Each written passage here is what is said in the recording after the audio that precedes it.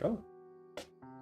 Hello, hello, hello, everyone, and welcome for the very first Double the Art live stream with a guest that I'm very pleased to have in this channel. Huge inspiration. You have to know this guy on YouTube, Brendan Schaefer. Brendan, how are you? Good, how are you? Thanks for having me on I'm here. doing fine. I'm super happy to have you. And so the idea, just for chat, I'm gonna just, because we talked about that in private before, it's not like you just hung up, right? Like you just took your live and you're like pop appearing on my screen. No, we talked about how it's going to be. So now let me talk to the YouTube people how it's going to work. So the idea is that it's not like your usual podcast where I'm just going to ask questions to Brendan, even though that could be cool, that could be a thing. The idea is we're both going to be painting, or I think Brendan is actually going to be doing some drawings. If I'm Brendan, what are you going to do today? Yeah, I'm just gonna be doing some sketching, portraits and stuff, drawing. Cool. So the idea is you have this camera that you see, like your usual camera, but you also have this one. Hello, so now they see only you. Actually, the name is not right. So you can see me here as well, so you can still keep up with what I'm doing. I just need to move this a little bit, and there you go. All right, so we have this camera and also the split camera where you can see both of us and you can also see chat. So that's going to be our default camera. And the thing is, people are going to be in control of the cameras. If you want to change the camera, see what Brendan is doing more closely, you can type in chat, you can type _guest, because Brendan is our guest today. If you want to see what I'm doing, you can type !host, because I'm going to be host. And if you want to see this split with you guys in chat here, you just type !split. And the other commands should be active, but try to avoid messing up the system because I know how you are. So hello everyone, I'm just going to say hello to everyone and then I'm going to talk to you, I promise, Brendan. I'm not going to leave you on the side like that. So hello Balsam, hello Cody, Gary, Kim, Aurelia, Eva, Cherry, S, Cody, S Darker, Critbite, Lewis, and that's all. So let's start. Brendan, how are you doing today? I'm doing pretty well. Cool. How about you? I'm doing fine. So this is the first time we're doing a dual live stream. So I just want to make sure that the audio is fine for everyone in chat. Just tell me in chat how does it sound. And Brendan, when you are going to be talking, if you can't hear enough of his voice, or if you hear too much of my voice, you want me to mute completely, I can do that. All right, so just to start, can you tell who you are, what kind of art you make, and where people can find you, just so that we have like a kind of an intro? Sure. So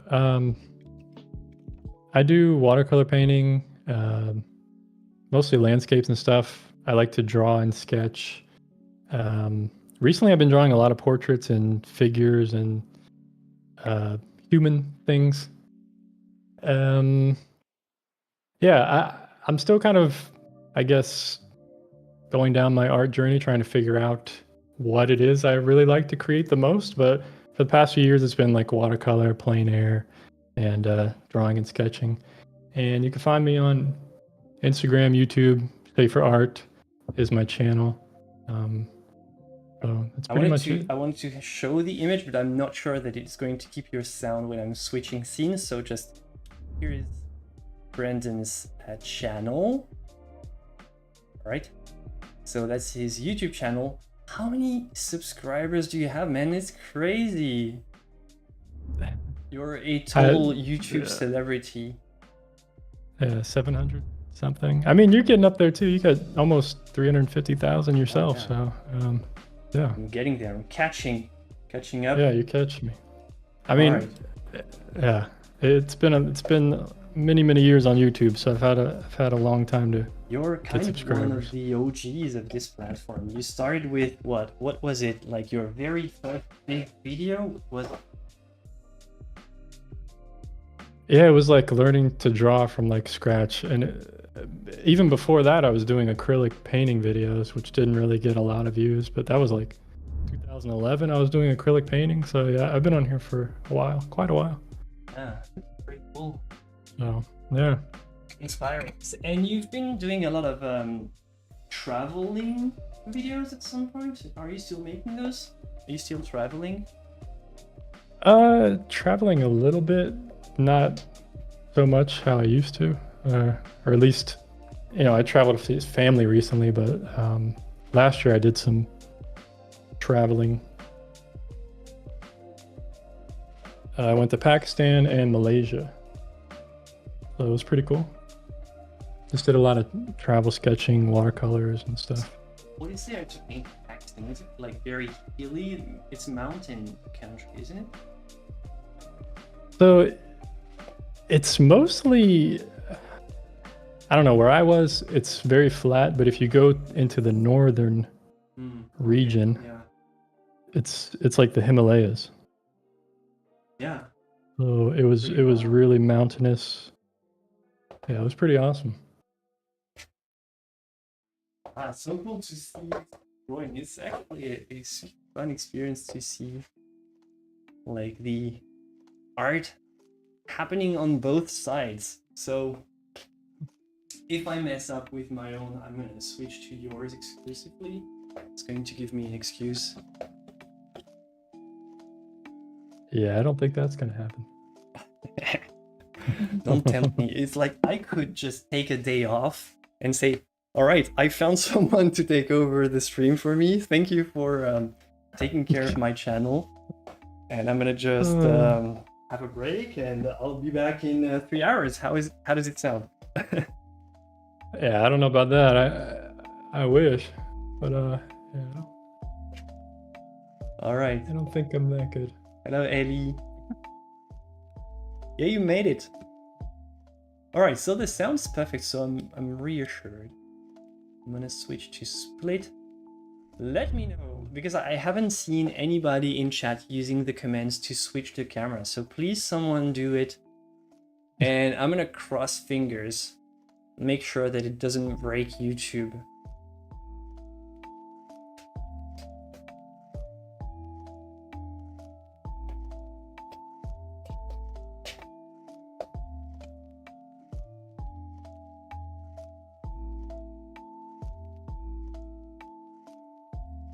Exactly, it's my master plan. To do way less art and make people actually, like, some artists have other artists like assistants make their art in their place. So Really? yeah, well, the you know, the big names like what's his name, Damien Hirst and all, like they have tons of all right, try again. The comments, like they have tons of, you know, assistants making their paintings. In the case of, I don't know if you're familiar with Damien Hirst. At some point he was painting just dots. Oh. All right, so you can stop the comments. Sorry, I'm talking to chat. You can stop the comments. I know what's wrong.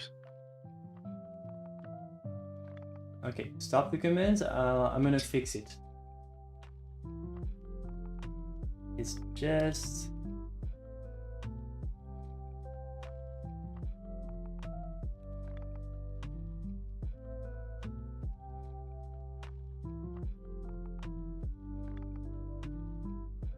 Okay.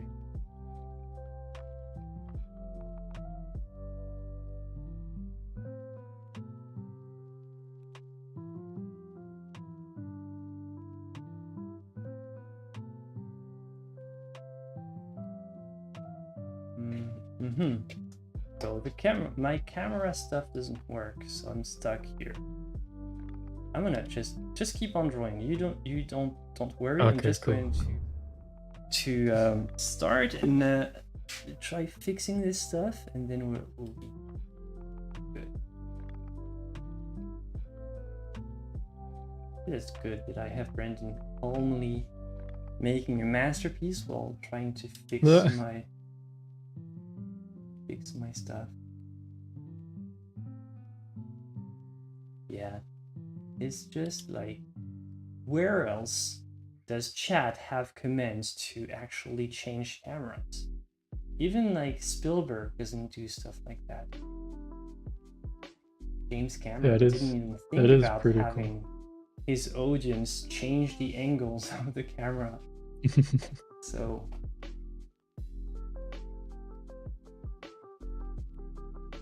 you have a question in chat, Brendan. Are you drawing from a reference or from imagination? Oh, I'm not good enough to draw from imagination. I'm using a reference photo. It's actually one of the myths that we were trying to bust. Actually, it's one that you talked about on your channel earlier. So myth number one, because that's I'm gonna type it in chat. As an artist, so that's the myth number one. You should be good enough for only from imagination. I'm typing it because I'm too lazy to.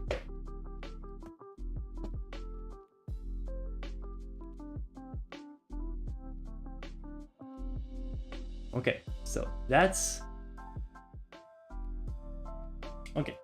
the myth number one. As an artist, you should be good enough to draw only for imagination. So what do you think about this one in general?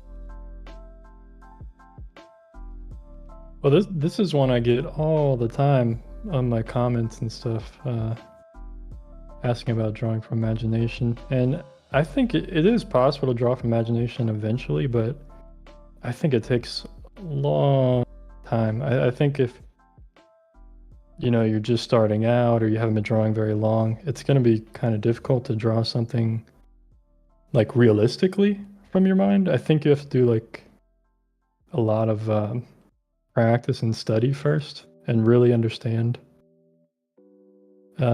whatever it is you're trying to draw, either whether it's like a creature or some kind of human type of imaginative thing. I think you have to have a real strong grasp of reality first. And I think a lot of beginners, like, they think, oh, once I learn to draw, I can just draw anything I want from imagination, but it doesn't really work that way, at least from my perspective, from my experience. Ellie in chat says, everyone that I've seen that draws from imagination has hundreds of drawings of the subject under their belt, if not more. Actually, yeah, you have, but like once you study enough of the same, type of subjects, you have a good enough basis, like in your head, like you have the structure mentally, it's like engraved in your head, and yeah, you can start making it up from your imagination. Or if you're more using a very stylized approach, where you're not hunting for realism really, but more for something more stylistically, like more anime-ish or something like that. In that case, yeah. But other than that, if you want to draw something that looks very realistic, kind of artistically speaking, yeah, it's going to require a model, but it's not a bad word, right? Like, a lot of people don't necessarily want to use models, like they think it's less artistic. I don't know, this weird idea, like you should have the talent to make it all happen, like out of nowhere. I don't know where they get that from. I completely agree. I don't think there's anything wrong with using a reference. And that's one thing I've noticed too. Even here on YouTube, there's plenty of people that have been drawing for like pros. Aaron Blaze is one that comes to mind, who's like a Disney animator. He's drawn like thousands and thousands of lions and all kind of stuff, and he still uses reference photos. Like, it's not a big deal to use a reference photo. And as it can be said. You can use references as a basic guide. It doesn't have to be exact. Yeah, you can deviate, of course. Yeah. It's probably better too, if, depending on what you're trying to make, That's what I think that's one problem people have with references is they don't want to become like where they're just copying, I guess. They feel. Yeah, Ellie says there's a stigma about it, but it has given me more freedom when I realized it's okay to use a reference. It's weird. There's a stigma about just using an image, just maybe because there's also, in traditional classical art, you also have the stigma again, like between using a photo as a model against working from life. Like there's this big, like it goes way back. It's just something that happens during the invention of photography. Like some people started saying, yeah, it's not real art. Yeah, okay, well, but how about you just relax and use whatever you have? Like, that's my opinion. I don't mind about using photos. Like, sometimes you just want to draw some type of, I don't know, like some type of thing that you don't have available, that you can't pose in your studio. So I mean, that's way, like, look at what I'm doing, for example, in my if you look at my, I'm not gonna have like a bird like that as a model to paint from. It's not gonna happen. But I had this still life. I had this still life, the other stuff that I could put. I worked from life, but then you can add other elements to work from, like imagination is more like a sort of a imaginary mental Photoshop. It's more like your brain takes several pictures and put them together. It's more how it works. Yeah, I completely agree. All right, just if someone in chat can use a command again just to check if my fixing has worked, I would be very happy if it worked. Crossing fingers.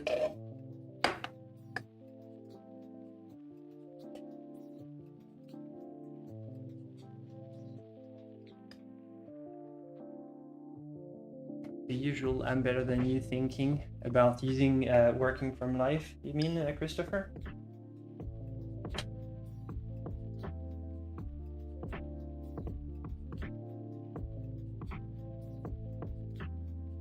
Man, how come my commands don't work? I'm so sad.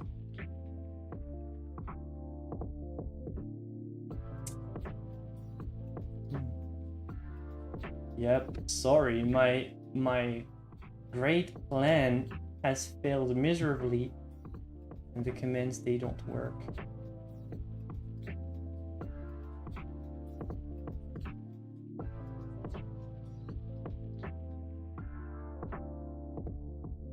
Yeah, I'm sorry. Hi, Nolan.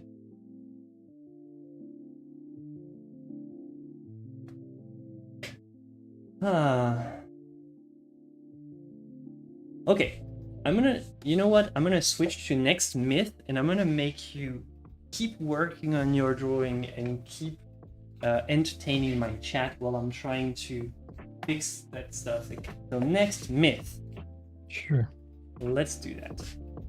This time I'm gonna do copy paste. This is so fun to have someone to do the work. Look at this, I can just do that, and I have nothing to do. I'm hands-free. So great.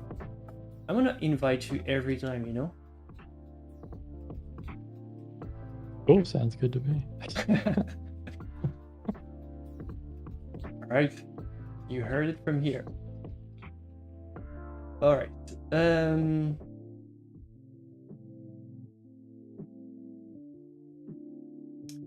Myth number 2.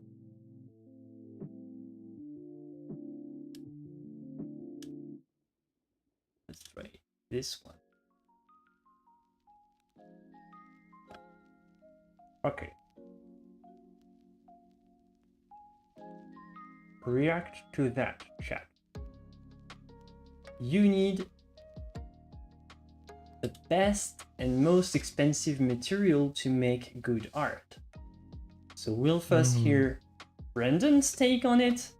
I know he has a very interesting point to make about this, and then I want you listen to what you have to say about that. Yeah, that's a myth already, says Gay Rocker. Okay, Brendan, what do you think? You need the best and most expensive material to make good art.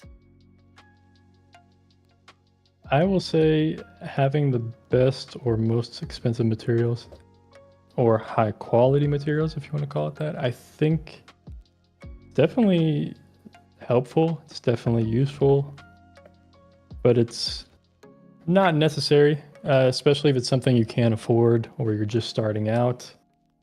You can make great things, high quality looking art or quality, realistic type of art with cheap materials. I think something, and this is something I did personally, I mean, many years ago when I started painting, I learned how to paint really well, and I didn't have like the most expensive high quality pigments or anything. And like I said, it's definitely useful, especially when you're color mixing and all kind of stuff like that. You get more accurate mixtures. But what's more important, I think, at least if you're in that kind of stage in art creating, is getting to know the materials that you're actually using.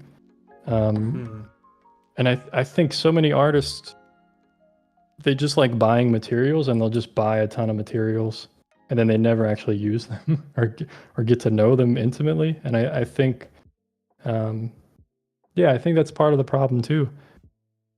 But yeah, you can create really great realistic stuff with, you know, crappy paints or whatever, you know, less student quality, whatever you want to call them, you know, lower quality materials. It's still possible. That's my take on it. It can be said, nobody asks a writer what typewriter they use. Well, sure. It's a different kind of stuff, but I agree though, like, it's more about the art you make than just what you make it with. And ultimately, like, you can just take the most basic stuff and make something great happen. Like, creatively speaking, nothing is stopping you. Like, if you really master your craft. However, at some point, like, there are a couple of things that the cheap material is not going to allow you to do once you start to explore more and more of the the advanced techniques.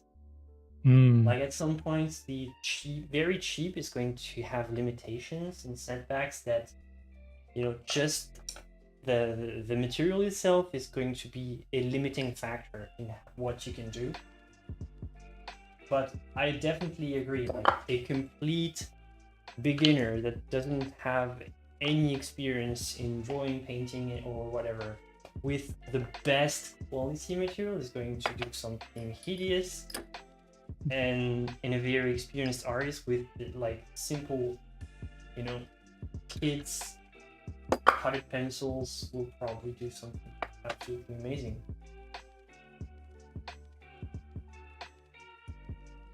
Yeah, I agree. For durability, I can say that it matters, but anything else, hey, not so much. Doesn't have to be the most expensive though, says Kim. Exactly, it has to be something that you feel good with, and most of the time is what I say to people when they want me to recommend like a specific brand, a specific thing, is I'm always saying, hey, like, this works for me, doesn't mean that it's going to necessarily work for you. No one says, I don't think it's necessary, but it could help tremendously and make it more enjoyable. However, buying overpriced things just to have them won't make a difference, that's for sure. And some people are more attracted in the act of buying the overpriced things, because that's way easier than spending hours just slaving away at your canvas and trying to make something good happen out of, like, you know, basic material. So for some people, like, they collect the stuff, or, you know, this in my field, like in the traditional classical arts, there's this weird obsession with old masters' secret, and they sometimes try to get like the weirdest old stuff that supposedly was used by who knows who, and there's this weird fetish around this as well. Kind of the same vein.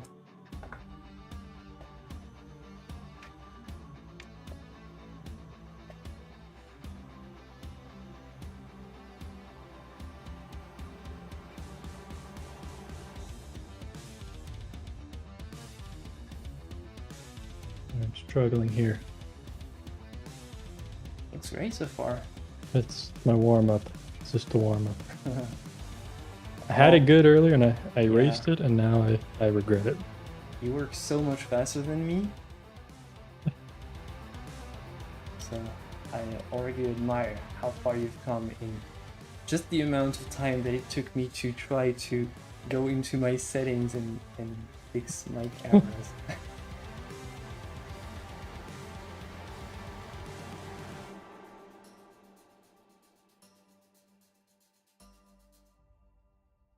Actually, the typewriter could be a good example. I self-doubt myself so much that I would probably ask around what's the best, so I might be one of those people. Yeah, it's the self-doubt. Once you pass this, it's not about the material, it's just about you. So, yeah. Portrait speedrun, says Quickbite. Pretty much. Okay, someone tries the commands again just to see, and it is going to be my last try, and after that, we're gonna go to our next discussion.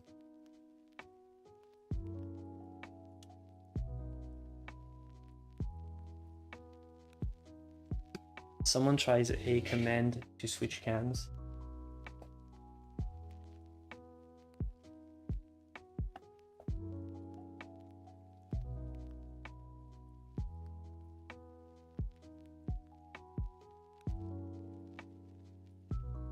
Work.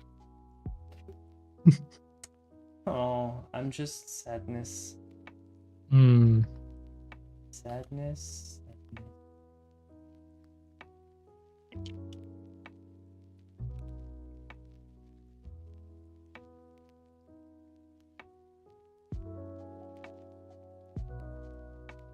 Well, this is your first time trying this, right? Yeah. Like yeah, this is the first time I try this.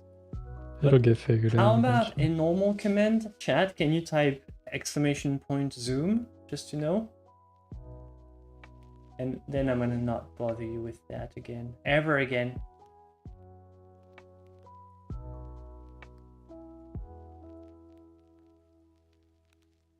Well, we got a very good question. I want to switch to next myth, but actually Caroline has a very good question, so I'm gonna keep this.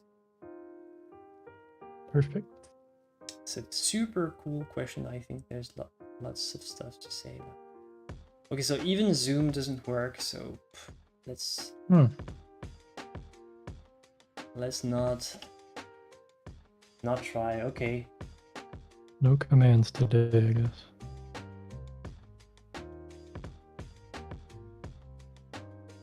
Okay, so it works now.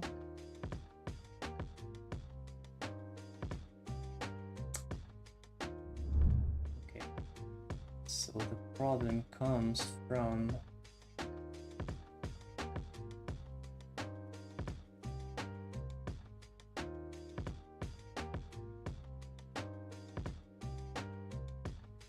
my queue.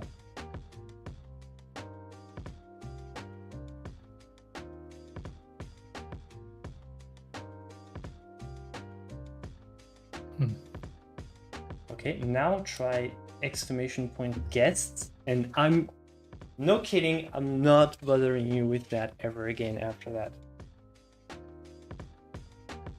And then we're going to discuss the question that Caroline asked.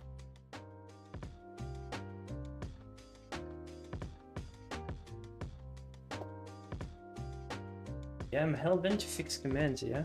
Because it should work. It should work.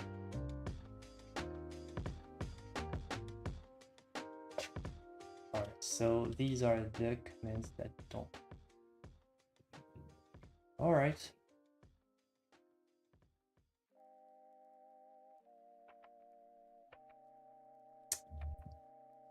Okay. Okay. I resign.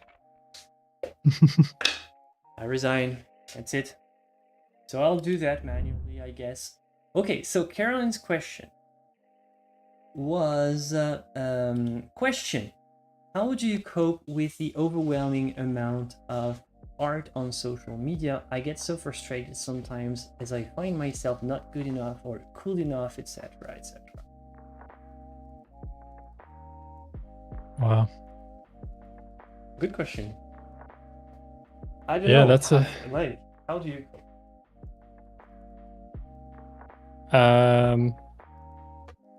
Well, first of all, Caroline, welcome to the club. Yep. I feel exactly the same way all the time, usually, a lot of the time. To be honest, I try not to look at it. I just don't look at social media almost never. Yeah, very, very, very rarely, because I have a tendency to get into that kind of mode, I guess you could call it, where I'm comparing myself, even though I know in my head I shouldn't. Like, you know, every artist is different. We all have a different journey, but it's just a natural. It's like it's too easy to do.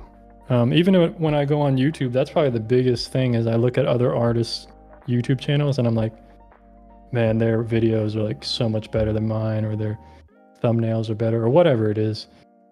You start being mean. You're like, hey, this guy's video are not like, he doesn't have an HD super mic like I do, and he's making way more views, and you're like, it's messing with your brain. Like, you get into this. It's not sane. Like, it's not good. Yeah, I do that sometimes. I get into this, like, I don't know what you call it, jealous kind of mindset. Like, man, what the heck? Yeah. Like, yeah, it's not good. It twists your brain in a way, because the type of people that you would meet them in person and you'd be, oh, that's so cool, I love what you do, but like on social media there's like this, you compare yourself to them. It's very bad. Like, you shouldn't be comparing yourself to other people. Just compare yourself to yourself and just look at the progress that you've made, like, in your own journey. And everybody has a journey, and try to, even like somebody, I'm always very jealous of people who have, you know, this very like delicious sergeant like style with, you know, this licks of paints and stuff. I really want to have this, but it's just not like, I'm not mentally wired. I can't just do the same. It's not natural. It's like not a natural way that you. For me, so I've learned how that I needed, just like with my commands, I've learned that I need to resign and just focus on what I'm good at. And what I'm good at is using symbolism, using kind of visual poetry and stuff, and I'm not that much into the brushwork. So I like good brushwork if I can get any, but I kind of gave this up as kind of what I put on my business card, you know. Yeah, I that's a really good point. I think the other part of that is like how to cope with it. I think is just acceptance of basically what you just said. Like, you just accepted that it doesn't come natural to you. You don't want to fight it, and you just naturally you do what comes natural to you, and you find your own path. And what I say, if you want to be proactive, for Caroline, if you even want to be even more proactive, using the same strategy is just define your strength and what really matters to you, what's your best qualities, and what you don't have, and just like genuinely and openly admire people that can do what you can't, and just go towards them and say, I really love what you do. Stop just looking at your work and saying, oh, my work sucks. and this person is so much better than me, just go find this person and say, I do this, my art looks like that, so it has nothing to do, but I so admire the fact that you're capable of doing something that I don't know how you do that. It's magic to me because every time I paint, I'm way too tight. I'm always focusing more on the story, on this and that, but I admire that you have this quality in your brush. So whatever, and just openly just tell others what you find in them that you don't have necessarily in your own. So it's going to help you relax about this stuff, because you're going to see that people are very nice. Like, so like, obviously if you're talking about the big names on social media, that's not gonna, like, they're not gonna respond, but like a small channel artist they will respond, and it will be nice, and you'll be much more relaxed in what you're doing around there, which is, if you can build connections, that's much better than just being there to hate yourself.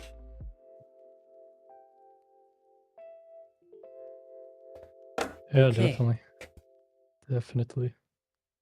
All right, so let's see what chat is saying about that. In life, there will always be someone better and someone worse than you. Stop scrolling and look at your own art with fresh eyes. Yeah, this scrolling machine, it's been proven, like, it destroys your, like, the normal way your brain is supposed to function. Nolan says, it's also easy to fall in the trap of following trends, especially with the algorithm, and that could be detrimental to your art or finding your own style. Drusilla said, it's great to spread some love and positivity. Hello, Drusilla. I didn't say hello.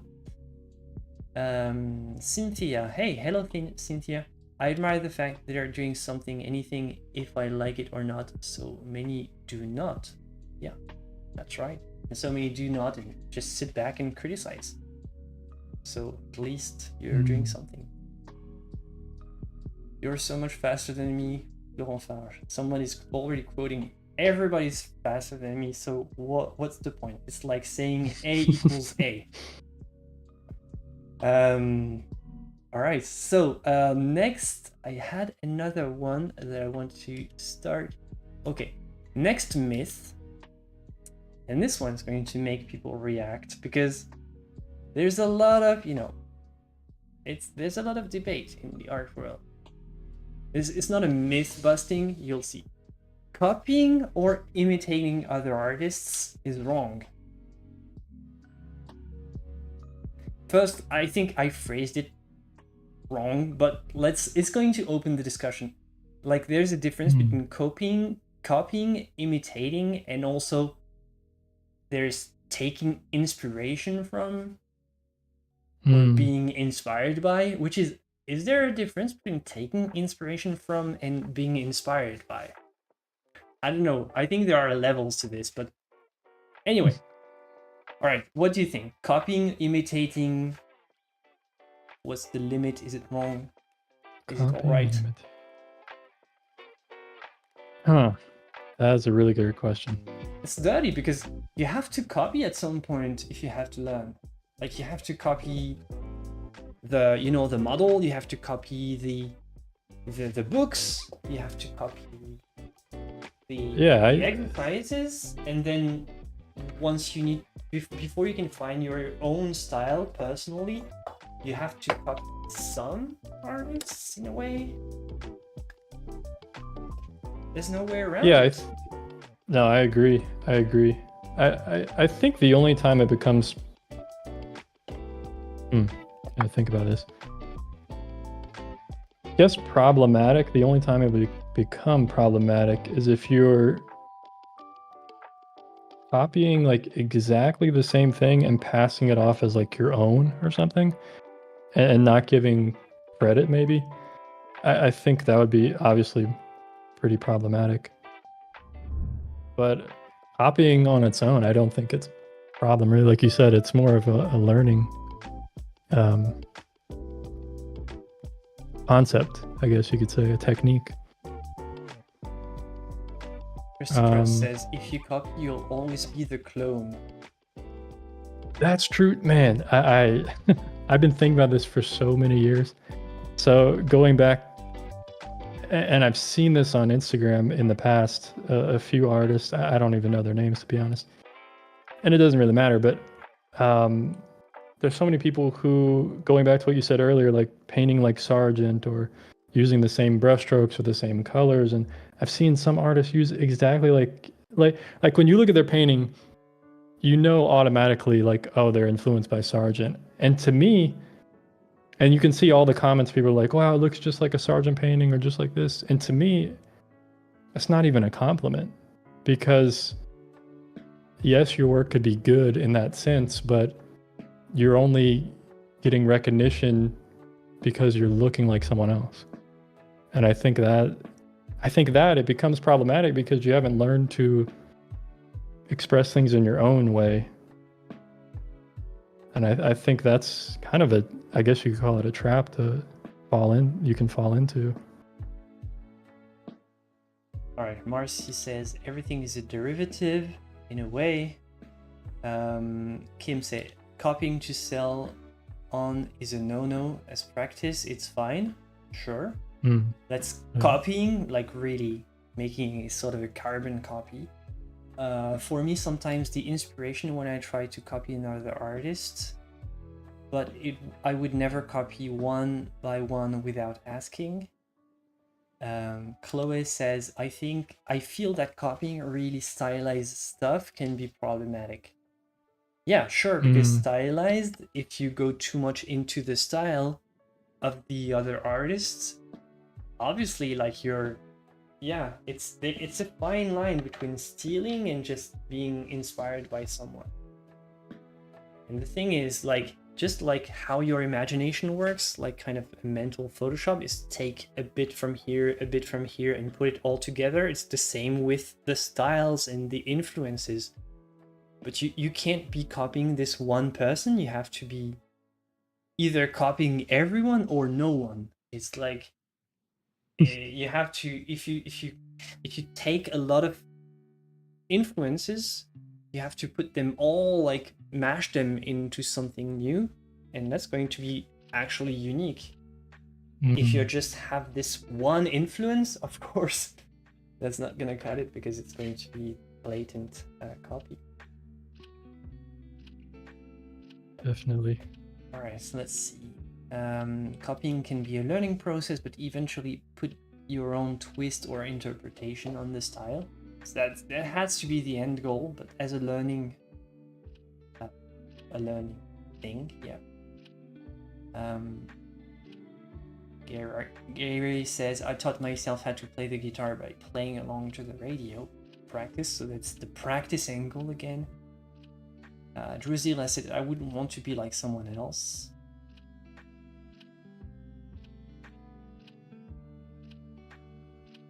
Copying as a learning tool is great. Just says who originated it. Ask if they're alive, if it's okay for them.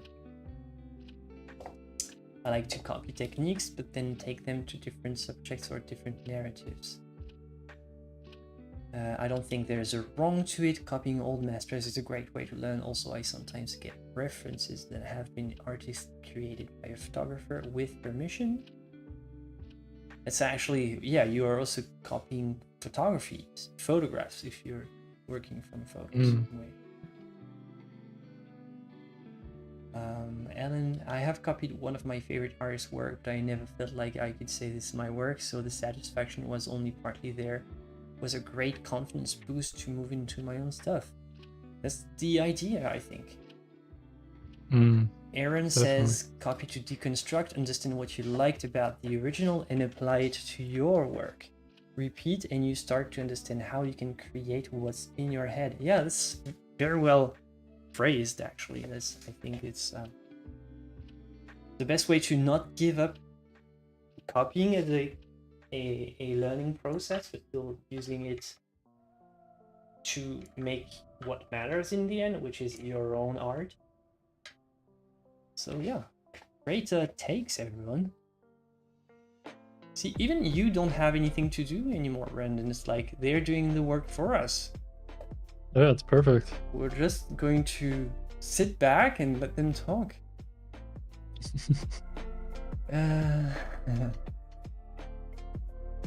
All right, this one is an easy one. Next myth.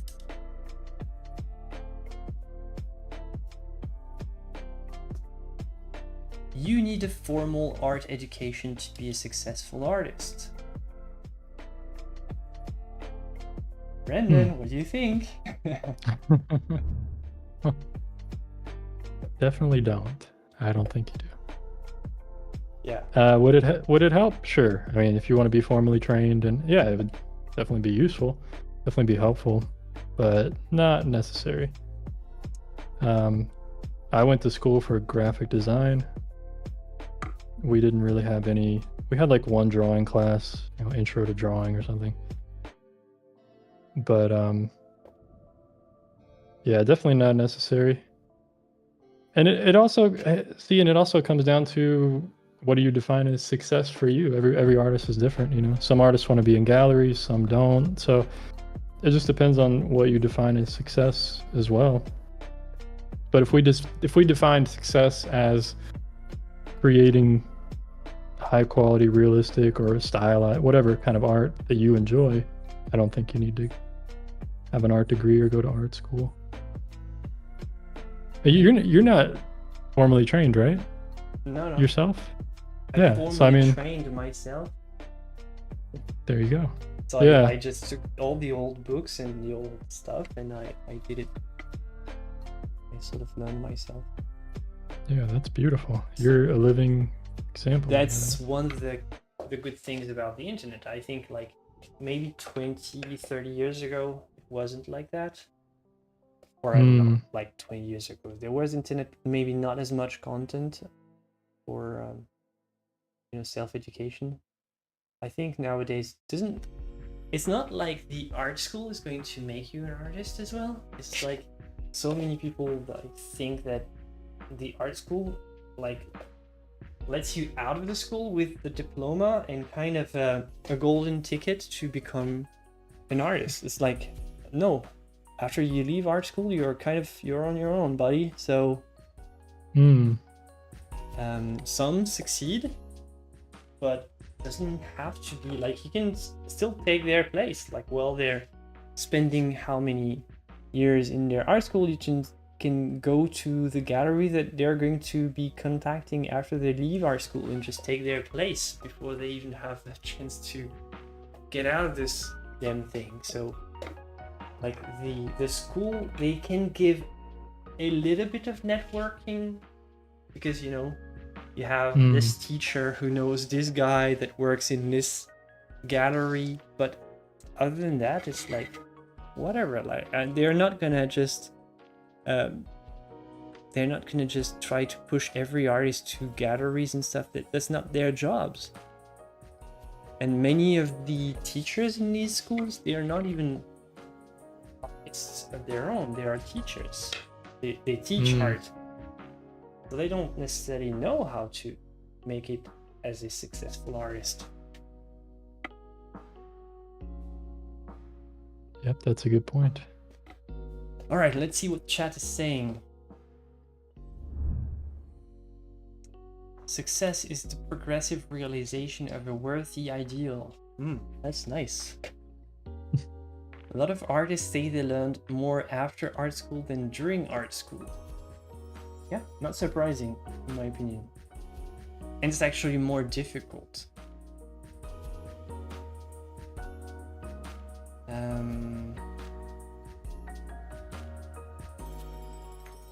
Okay, Kim says definitely a big no. I've heard so many artists say art school was too structural.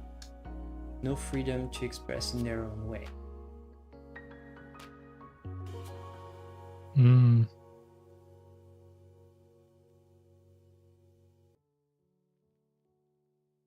Apprenticeships are better for artists, in my opinion. Yeah, the old way, like you become a kind of an assistant for successful artists. I wish I had proper formal training. Not necessary at all. It can help having classes on some part if you're struggling with something, but it's not necessary. Also now with internet, YouTube and everything, it's easier. Dorothy, I taught myself by copying but never passed it as my work. It taught me to see like an artist and create certain effect. Okay, that's still the last question, but okay.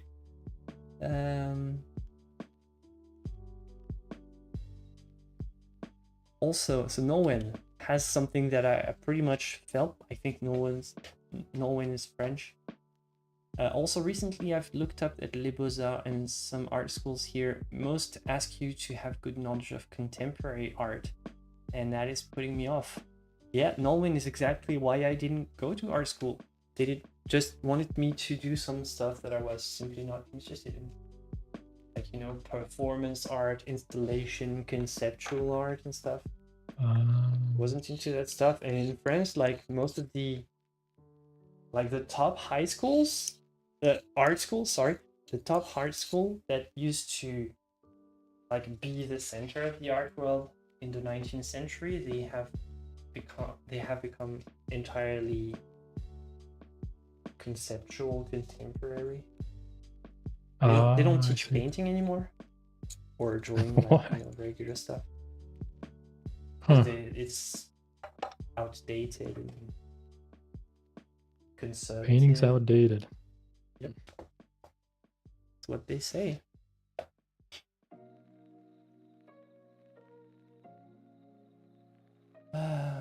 Okay. Laurent, can I ask, in your composition, is that a reflective ball in the box? Yeah, it's kind of Medusa-like kind of. It's actually a plastic bag filled with water, so it creates this effect. Okay, next myth.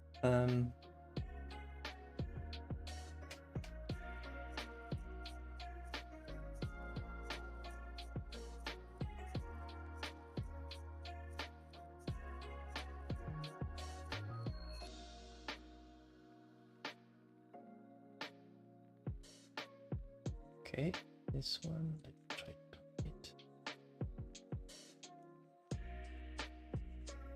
All right, the debate.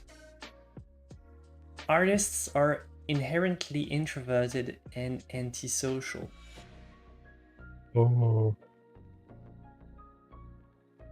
Do you have to be antisocial to be an artist?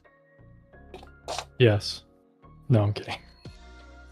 No, but just antisocial in introverted, not impossible to functionally work in society. I mean, right. But you have to not love the crowd and not love the like the quietness a bit, don't you? I guess depends on what kind of artist you're gonna be, right? I mean, there's plenty of yeah, I don't know, that's tough. I think there's both. Myself, I'm very introverted, probably antisocial to some degree, if you want to call it that. Maybe antisocial is not the right word. It's more, let's just say introvert. Introvert, yeah. I'm extremely introvert. Don't like crowds that much. Don't really care for that.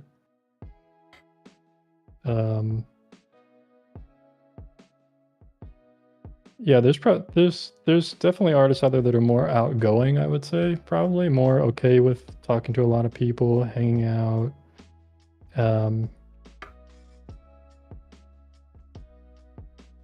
Yeah, I don't think you have to be introverted. I think it's actually a plus if you can be an extroverted, very charismatic personality. Like, you know, the center of every party. If this can be you, you're going to be successful no matter what you do, actually. Like in all social like in the art world, like it's a very small kind of social group where if you can shine there, like, and people really like you and want to have you around, I mean, you're golden. You have the golden ticket to become a successful artist. It's not to make good art. It's like to sell it better to the ones who matter.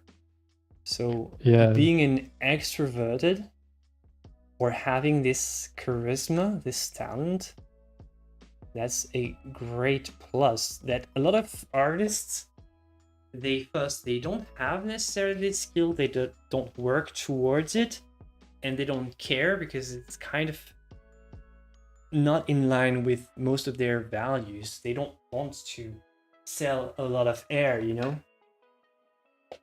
And but actually it works. It's still proven to work. Like if you can sell it, people are going to buy it. If you just make good quality stuff that nobody knows about, yep, yeah, it's going to be good quality stuff, but nobody's going to ever know about it. That's what can I say? Yeah, I'm guilty of that. Yep, I know that. So,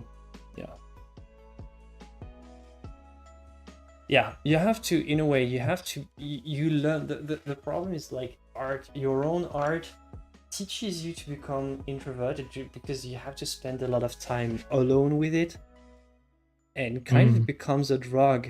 But you can work, like you can work on your like social skills and how to present yourself, how to, like you can practice this type of stuff. So doesn't like it's not I don't want anybody to think, yeah, I'm introverted, that's how I am, I'm never going to get out of this thing, right? No, it's like everybody is introverted in some regards and can work towards presenting a certain way. If like there are techniques, it's like you're not going to be the best, it's not going to be the most natural, but you can still practice. Yeah, that's so true. I wanted to say something about that because I used to be, when I was younger, I was very shy as a kid, and I was probably like very shy, introverted all throughout my teens and stuff. And once I got into college and had a job and everything, my having to talk to people and get out there and everything like that, you can totally improve that for sure. Like you just said, if you just practice a little bit and work on it, you become a lot better, a little more open. You'll still be introverted. Yeah. You know, but there's times where you can be a little more outgoing. Yeah, a lot of people like to also they like to convince themselves that they are introverted and there's nothing they can do about it because it feels so connected to the art you make. Like you're alone making your painting, good. Doesn't mean you're only introverted in that. It's not a curse. It's okay, you're more introverted than extroverted. It's not black and white. There are degrees. Definitely. And there are just ways to be a functional person. So when somebody asks what you do and what kind of art can you explain, like you have a way to just prepare, at least if you feel that you're too introverted, that you're going to be too shy to talk about your art. You can just prepare, have a little script. Like most people are going to ask you 10 questions max. Like you can figure it out. So yeah, that's my take. Yeah, that's a good point. Definitely. Practice. Just like everything else, practice. Practice a bit. You'll improve. So Nolan says it pretty well. I don't think artists have to be antisocial. Hope you're not talking about the psychological condition. No, I'm not. Or introvert, but many are because it usually comes with a more contemplating personality and a quality. Yeah, it's like you need to have this about you to make the art and spend so much time. It's just make sure you can always get out of it if needed. Just don't get stuck in this. Like a lot of people use it as an excuse to not show their art or not go out there, not do what they should be doing. For a lot of people, it's kind of an excuse.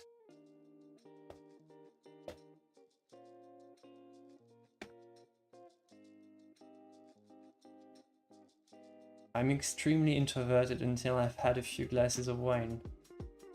It's well said. Well, there's usually wines at gallery openings, so we can always go there.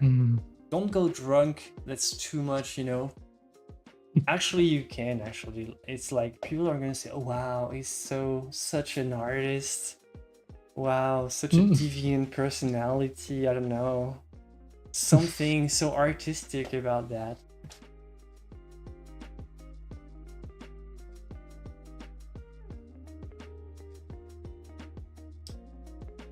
Why is being introverted so bad? I'm very loud and outgoing and I hate it sometimes. I love people who can be quiet. The grass is always greener on the other side, right? All right, next one. I want to start this.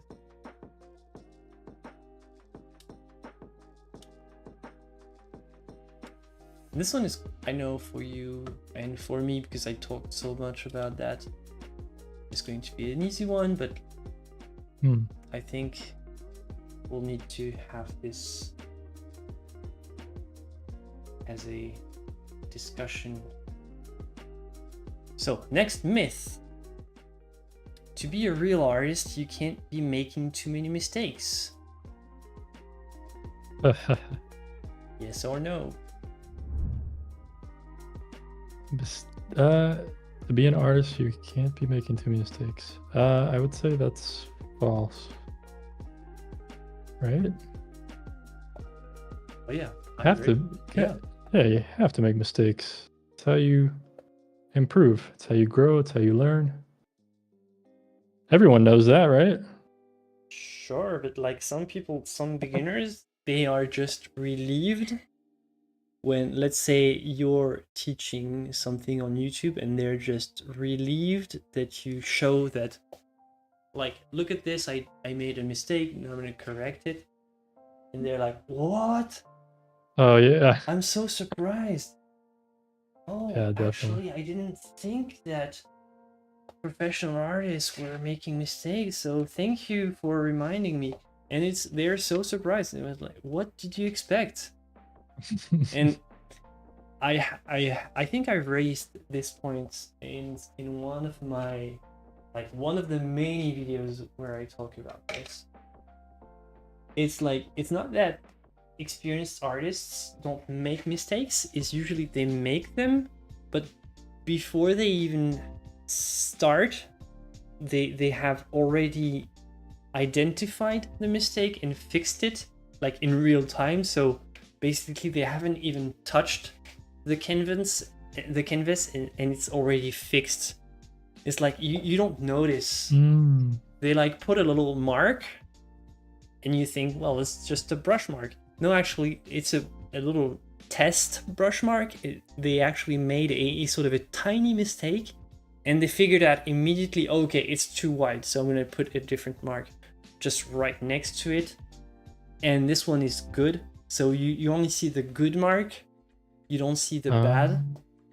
But technically it's there. It's just they made it like in real time, whereas a beginner will just make the wrong mark. It will stay there for days and they'll figure out in the end that it was wrong.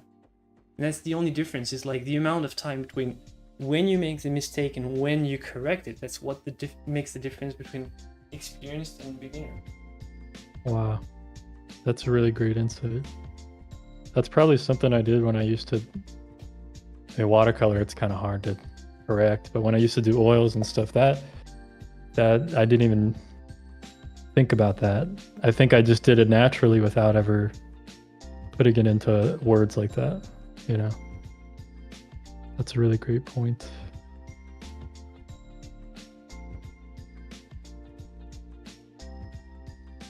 All right, Marcy, to be a human, you have to make mistakes. I think everybody's agreeing with us, and it's good. Dorothy, as an artist, you always make mistakes and should let it be known. Christopher says there are no mistakes in art, only happy accidents. Oh yeah, I had another point on this actually. I Okay. was thinking if I could say real quick. Sure.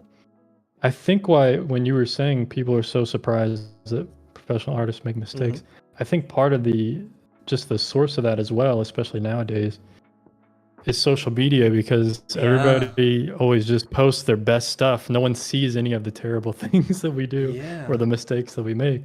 Everyone puts out like, oh, only the best stuff, and kind of curates their life or their, art or whatever. Yeah, that's what I like about live streaming, and why I haven't posted on Instagram for so long. Actually, I should, but I haven't. My bad. It's like, as a professional artist, I should be making more of this Instagram. It's just I'm not into this sort of facade. I don't know. I don't mind when people see me completely screwing up. Like, look, you want to see me screwing up? I'm doing it right now. Look. So I don't mind. But just making something and sort of it's final, having the perfect lighting, the perfect kind of pose and all, it's very exhausting for me. I don't mind doing it. I'm happy to do it, but I feel a lot more stress posting on Instagram. Like, I know that a lot of artists couldn't do what I'm doing, like going live, like what we're doing today, making mistakes live and accepting to show them. They prefer to have the polish, but I don't know, the polished feeling of Instagram, it kind of stresses me out a lot. I don't know how you feel about it. It's a lot of pressure. Well, most of my art recently is not, it's just sketches, and I think that's why for some reason I've always loved when you see I'm sure you've seen this a lot from old masters or people of the past, where you see their sketches or their unfinished work, and there's something I just love about sketches and unfinished work, because it feels so much more life and energy to it. And for me, I don't even do much.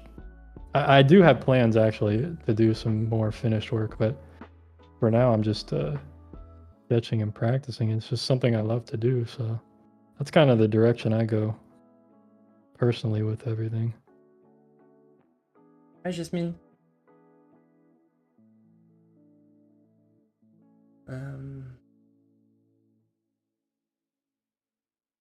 That's also the beauty of the differences me and you have, is we're kind of, I think our goals are different in a sense. You like to do bigger, larger works, get in galleries and stuff, and I don't really pursue galleries or anything. So we have like these different goals in a way, but we're still creating similar types of things.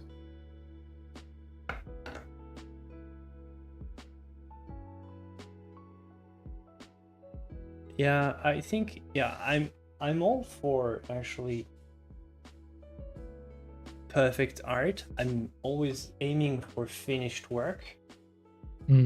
But I'm also, in a lot of ways, I'm self-sabotaging in a way, because I put it's sort of so much pressure past a certain point, and when you receive good feedback, you want some more. It's kind of a drug, and it's almost paralyzing, because you say, hey, I'm gonna make this. So I made this big painting and people loved it, so now I want to make it even bigger and I want even more praise.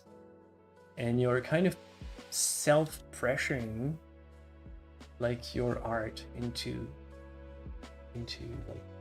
unrealistic expectations.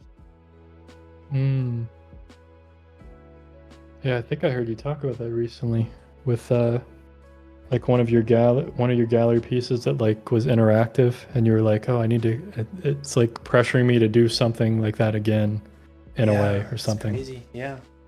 And I can only blame myself, because this stuff is actually stuff that didn't sell. So it's the stuff that most of the people liked, but it's not what people bought. So what do I want to work for? And I have like this weird I have different strategies in my head, thinking, do I want to make more of the stuff that sold, or more of the stuff that people really liked, that gave the best impression? You know, the thing that stopped people in their tracks in the streets is not what actually sold. It's just because they didn't find the right buyer, or it's too big, or whatever. But and it's like, it puts you in this weird state of mind where you're thinking about how people are going to react, if they are going to buy or not, and you're not thinking about the art anymore, and it's like not the spirit. Yeah, that's challenging. That's funny that you talk about yours in the sense of like a gallery in the real world, and I think a lot of artists nowadays have this same problem, I guess you could say, but it's geared towards social media. You know, I need to make this post, get more engagement or whatever. Yeah. But with yours, it's like more of like, what's going to be the best at the gallery showing. It's cool to hear that kind of side of it, because we always hear about people. I also have this social media part of it, so I get screwed on both sides. So every time I make a post, it's like, okay, last time I had like 2,000 likes, so how many will I have this time? And you're like, what? Only 500? Wow, these people, I hate them. It's like, what's going on? It's like, imagine 500 people like in a room. That's a lot of people. And it doesn't matter if it's like 4 times less than before. It's just still like, they have like these algorithms, they have put some weird, very weird things in our brains that make us react very strangely. I don't know. I didn't want to do that. I didn't want to be into this stuff. And actually, that's why I try to avoid some type of social media, because I know that it's going to ruin my life and start to make me a person that I'm not. Like, thinking in terms of number. It's like, it's people. What do you mean 500, 1,000? What do you mean? That's people. That's living, breathing human beings. Like, and it doesn't encourage you to think this way. It encourages you to think, okay, analytics, let's do some stats on how did you perform.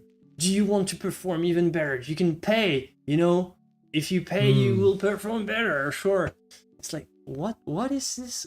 Why is this world about?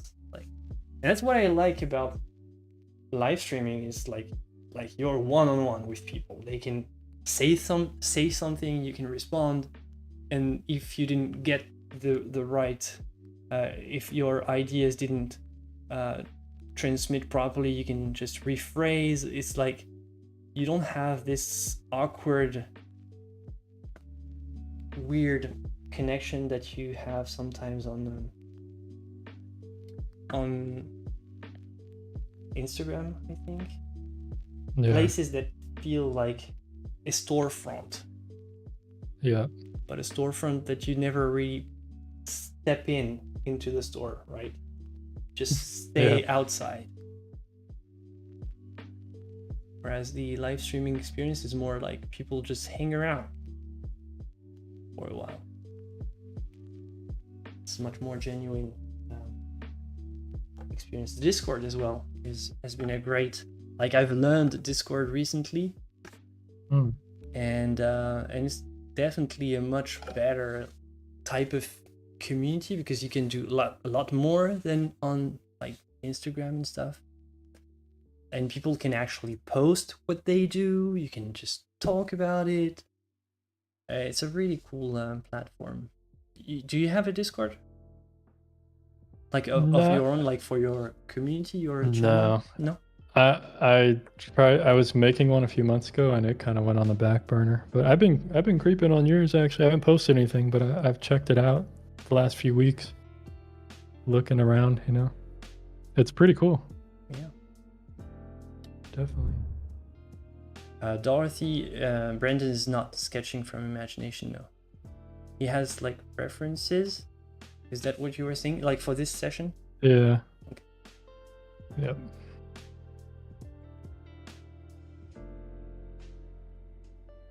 Number 4 for Brandon already. Yeah, you're so fast. I'm just. I'm doing smaller stuff anyway, so no big deal. Just fun.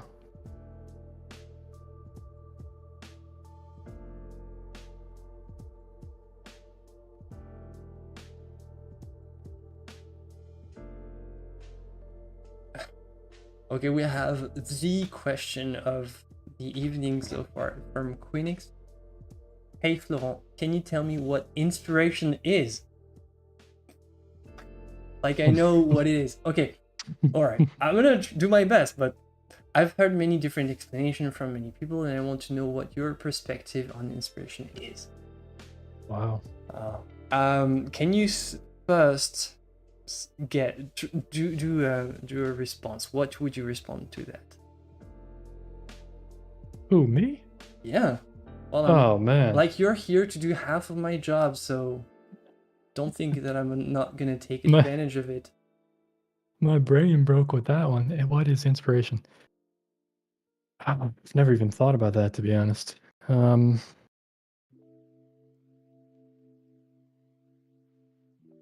Is inspiration? Okay, so I know yours is going to be much more in depth and deep. I'm just going to copy yours, so I'll let you go first. Inspiration.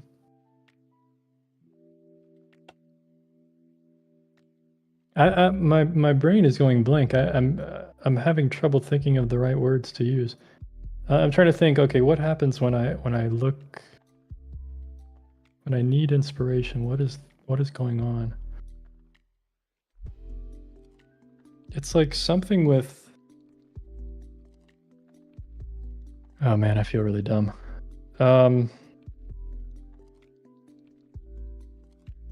See, my brain is like really slow. It takes me a while to process these things. Okay, I'm Think about. I'm gonna because you're not doing my job right, so I'm doing take terrible. Over. It's something with like. Yeah, I'm having like I'm having very basic words here, and it's gonna sound dumb. So I gotta think more on that. So I think like I see inspiration, like, but it's more in my art. I'm gonna put the split because it can help explain. I see inspiration in a way in just I'm gonna fail as well to explain, but just imagine when you have like in music you put notes together and somehow they sound good, right? Like they make a chord. I kind of find inspiration in the same spirits, like I'm putting different symbols like this little bird and the knife, the key, the stuff. I don't know exactly what it means, but it's kind of like notes. All of these symbols individually is a note, and together they make a chord.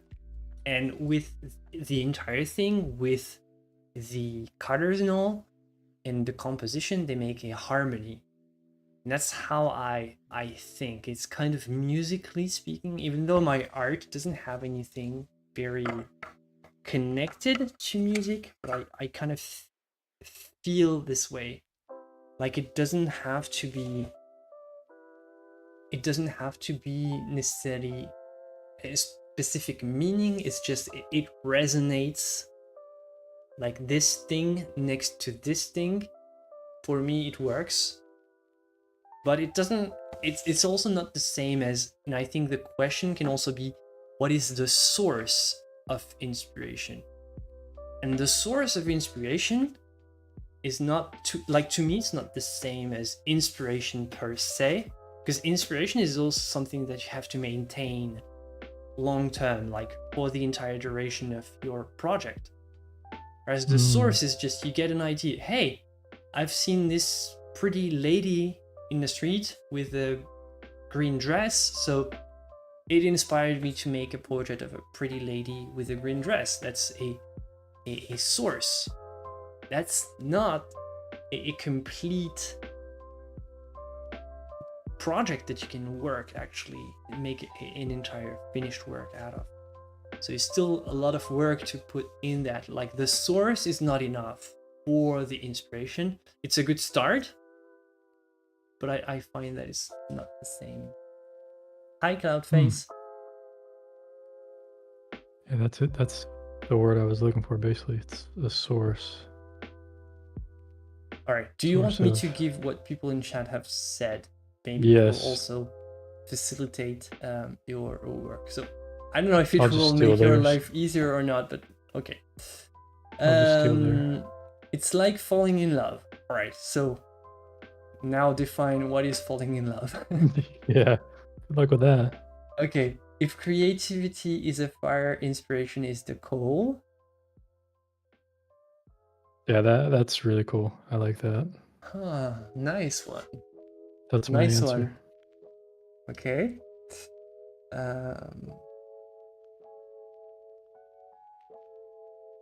Okay, what is this? Another question. So, for example, what is inspiring you to draw what you're drawing as you speak? It's a question for you. Oh, for me, what's inspiring me to draw? Okay, well, I do have speak, like right now. Oh, right now. Nothing in like particular, to be honest. Kind of what I've been doing the last month and a half now. I've been drawing only portraits and stuff, but it's actually for a reason, which is, I guess, part of a bigger project that I want to do.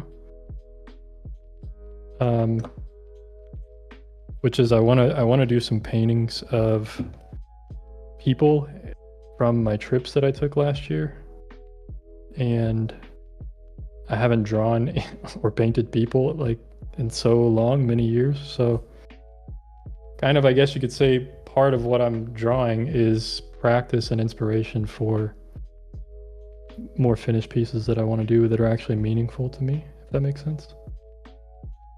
That's a long-winded answer for that.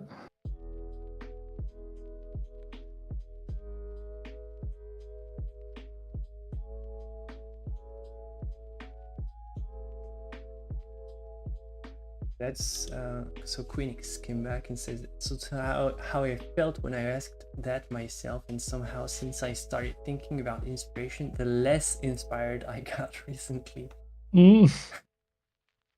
Okay, thank you guys. So, and it finishes with thank you guys a lot. I was getting more and more frustrated, but now my heart feels lighter again. Yay! There we go. All right, so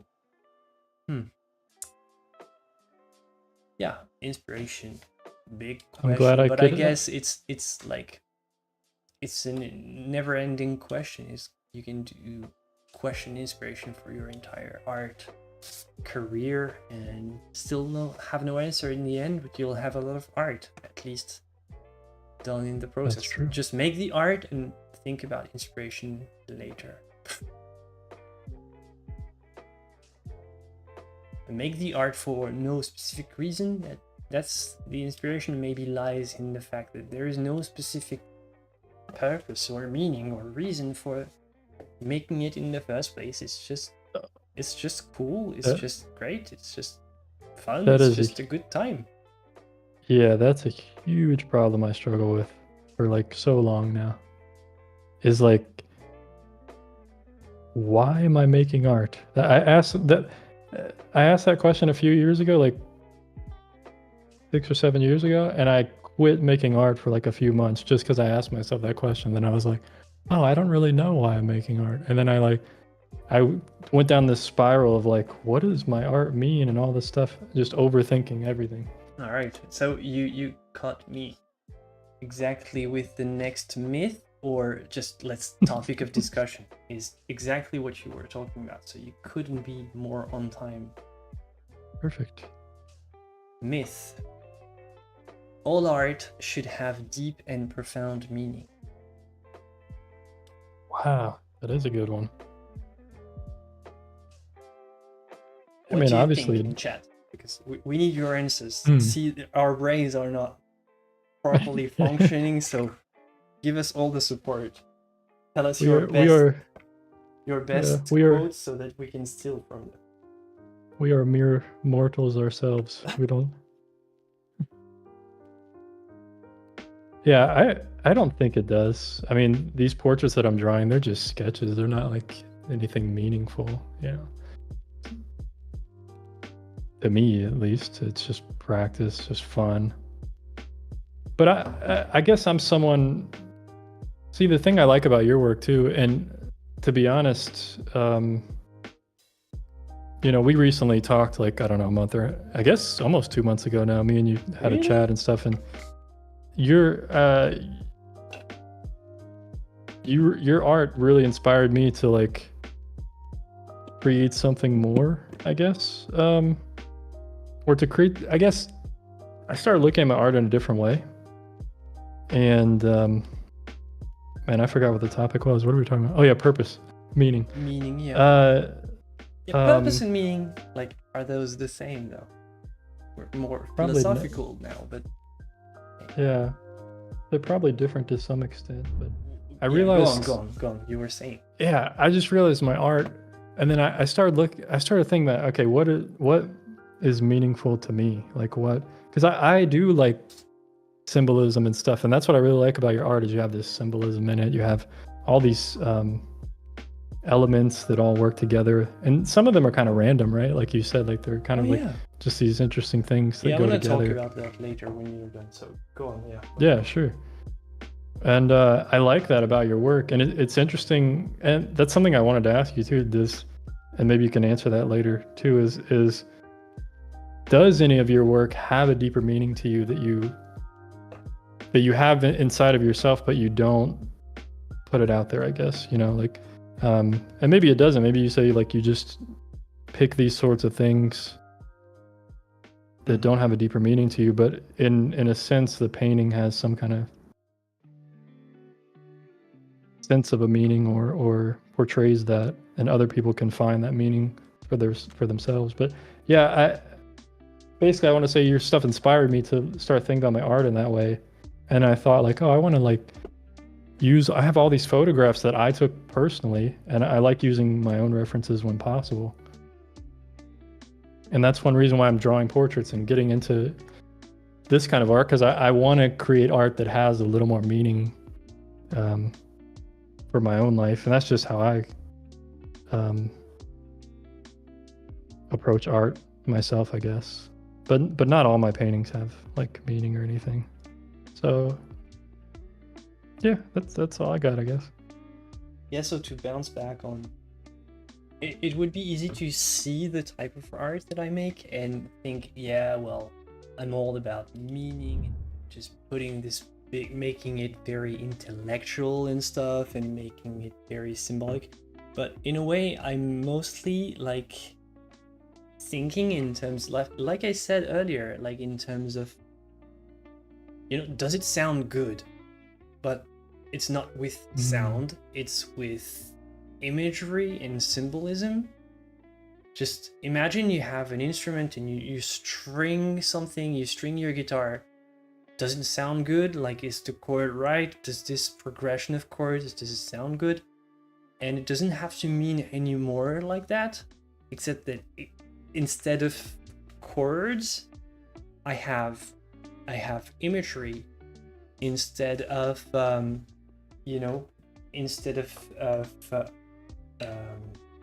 harmony, and just I have my color. The colors, the composition, the shapes, the stuff like that. And most of the time I'm making the paintings because I want them to look cool. I don't know what they mean. And I don't mind that people want to see a certain meaning, but I'm more happy if I can preserve an ambiguity. Like, one of my favorite paintings was actually, a woman falling down or flying up. You wouldn't necessarily know if she was falling down from a building or just flying in a way and was pulled up. And I was very happy with that because of this very reason. I actually had a sort of a quick poll on my social media, and half of the people want to see her falling down and half of the people want to see her rising up. And I was, yeah, perfect. That's exactly what I wanted. Is like, some people have a different interpretation of this stuff, and the meaning doesn't come from me. It's like the meaning comes from the person. And that's exactly how it should be, because like some people are optimistic, they see her rising up. Some people are pessimistic, they see her falling down, and that's how I wanted it to be. So yeah, I give the images that I like, that I think sound like I still using sound, images that I think sound cool, and I let people do whatever they want with the meaning. So I don't have any prescribed meaning. There is no how to say, enigma, or just you don't have any cues to find. It's just what's there is there. You do what you want with it. Like I have this bird because I think it looks good. I had a jellyfish, and I took it out of the painting because I didn't want the jellyfish anymore. So like it doesn't have, like, there is no secret. That's what I see it. All right, let's see what people have to say about meaning. All right, art feels like exploring a huge cave with a tiny torch. Okay. All right, Ellie. Many of my pieces are purely aesthetic, and I like them for it. Yeah, a lot of people are like that. It's just it looks cool. Like I said, I always refer to it sounds cool because it's easier to understand with music.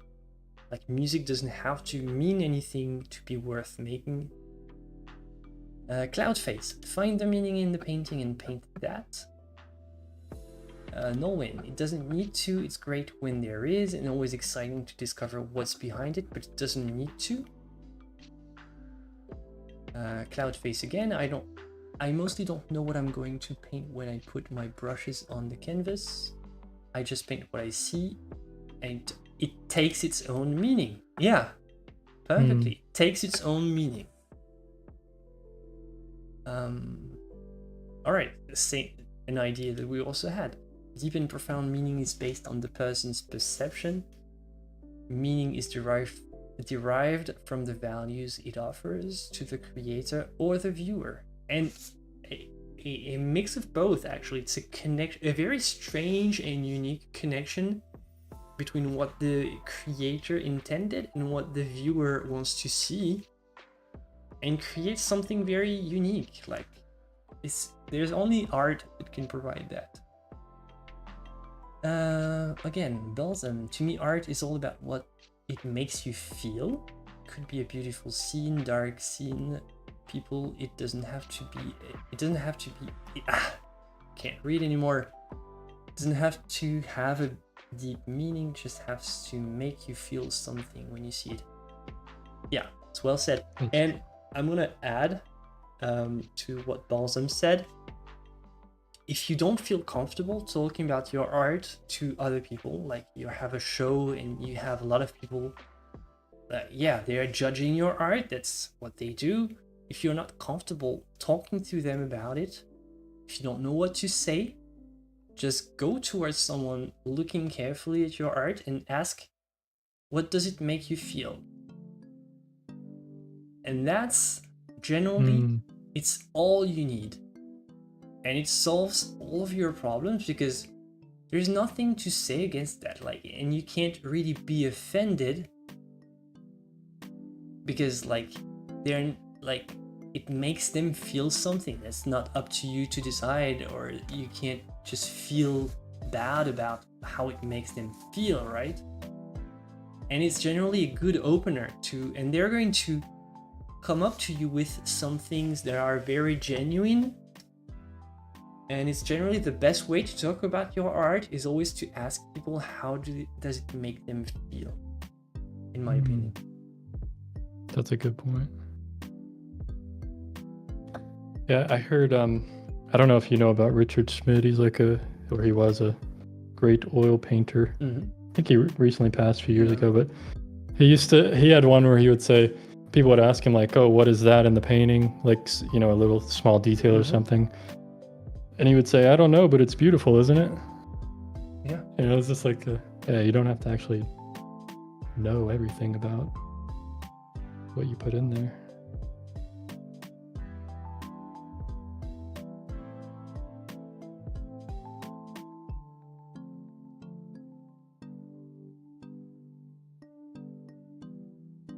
All right, so yeah, we have so many different approaches. A lot of my art is just to release something within myself, so it will often only have value to me. Yeah, but don't think that it's a reason not to show it, because it can have value to someone else as well. And so you still can show it.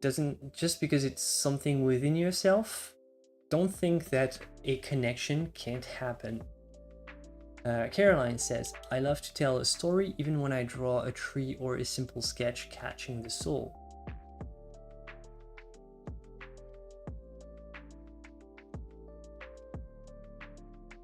Alright, Felicia, when people look at my paintings and say, what is that? I say, whatever you want it to be. Well, next time you can say, and how does it make you feel? That's a really great line. That's a good one. Or how do you feel about it? Why did this catch your attention?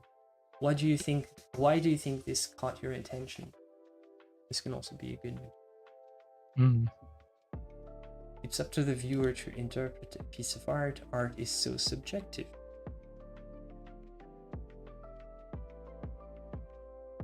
Drusilla finally liked the stream. Totally forgot. You're forgotten.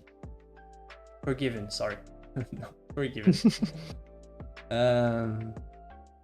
Alright. Do we have another one?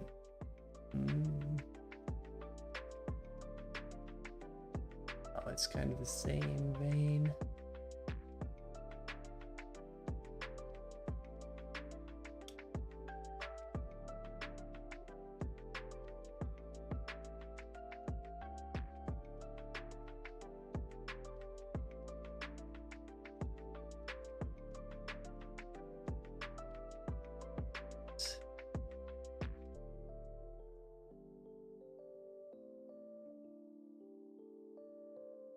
I don't know about this one. You tell me.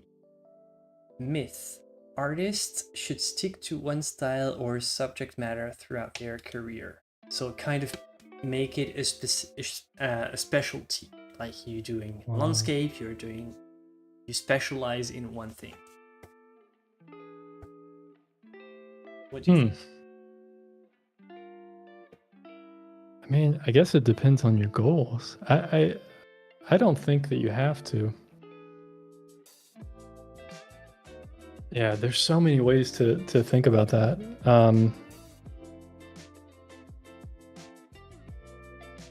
It depends on your goals, and I think it also depends on possibly your style. If the style that you're doing comes naturally to you, I think you could handle almost any type of subject in a natural way. So I don't know. The way I would approach it is it would be nice to be known for something, like one or two things that you do really well that you're known for, but I don't think that means you can't branch out and try different things or create other types of things as well and evolve. I think your art should evolve over time, especially since your thoughts are going to change. As a person, you're going to evolve, and I think that should be expressed in your art. Yep, I agree. Yeah. I would just say that it's not necessarily something you choose. Like, sure, it can be like you open a book like strategies for marketing for artists and all. Like, and maybe they say stick to one style and stick to what sells. But like for some, it's just for some people, it's just some people can stick to the same stuff and be happy throughout their entire art career, but some people just get bored and they it's just impossible. Like you have to explore new stuff, and I think like exploring is still a very good thing.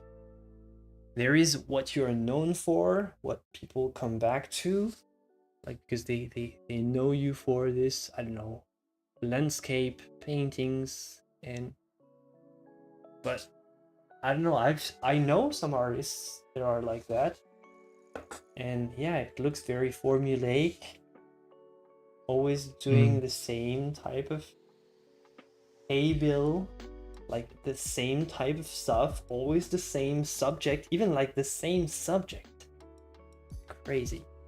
I wouldn't ever be capable of doing that, but apparently it works. But yeah, some artists do that. Like the same, not even the same style, no, the same subject, just different angles, different lights, colors, and stuff.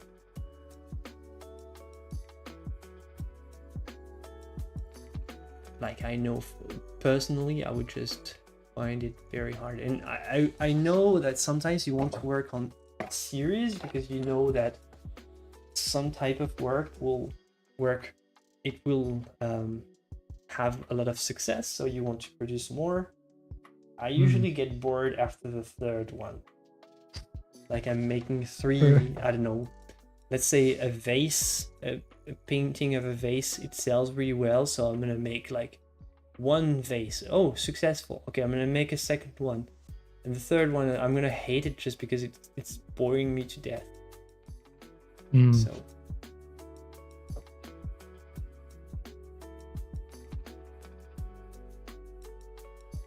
yeah, I think like a series for the sake of a series is, I think it has to be something you're probably interested in, you know, or something you would want to do. That way,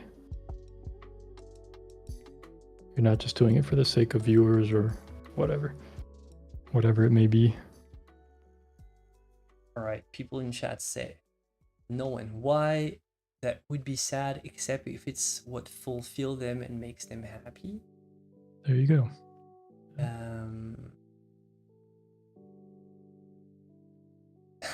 Christopher says, you'll be known for one thing, which includes being the artist who does lots of things. That's a good point. Is it art if we paint only what will sell? Yeah, it's a tough balance to find. You also have to pay the bills. So yeah, I don't blame artists who make what sells. It's like you can't blame them for wanting to make a living. All right, I've heard that it makes a big difference for marketing to have a consistent portfolio, but I love trying different things, like you say. Yeah. I think you still have to, you can still work on making a consistent portfolio. I do agree that when you have like, you know, a grid of all your images, if they look coherent, if it looks like they are going together, like you take 10 of your best paintings, 20, and if they all like in a grid, if they all feel like they belong together, it's definitely good. But before you know what goes together, you need to do a lot of experimenting. So allow yourself the time to do that, maybe on the side. I wouldn't say it makes necessarily a big difference. I don't know, like some artists are very good at selling art that has no consistency overall. So I don't know, it makes a difference. I don't know if it's a make or break kind of stuff. Kim no, and says, okay, no, go on. oh, sorry. I was just gonna say a point on the consistent portfolio. You can always just don't include stuff that you think shouldn't go Yeah, in. Like if you're just, exactly. yeah, Yeah. it's pretty easy, pretty simple. Yeah. Right. Kim says, I think your work can be different subjects, but should be cohesive, like creating your signature style. Pretty true, yeah. If people can identify one of your paintings without looking at an actual signature, that's perfect. It means that you have a style with an identity that people can find in a collection of other artists. They can find your art.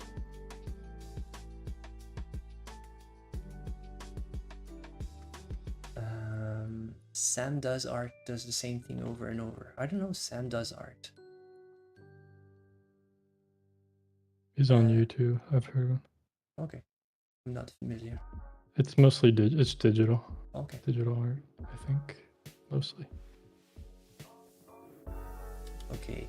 I had a teacher say, if you can only do one style, it's not a choice, it's a handicap. But if you can escape it, then you are liberated to find your own style.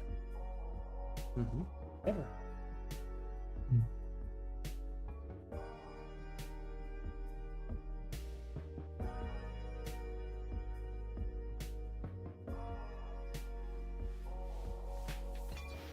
Expert at one thing or good at a lot of them. I prefer the second because it's more fun and I eventually get bored.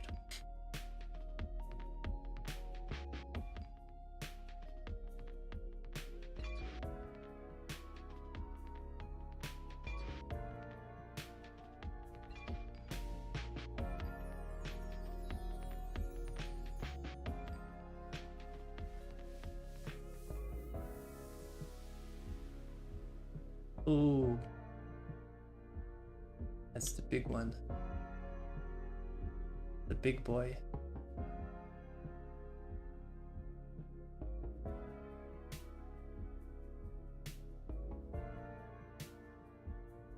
I know I'm gonna make some people mad.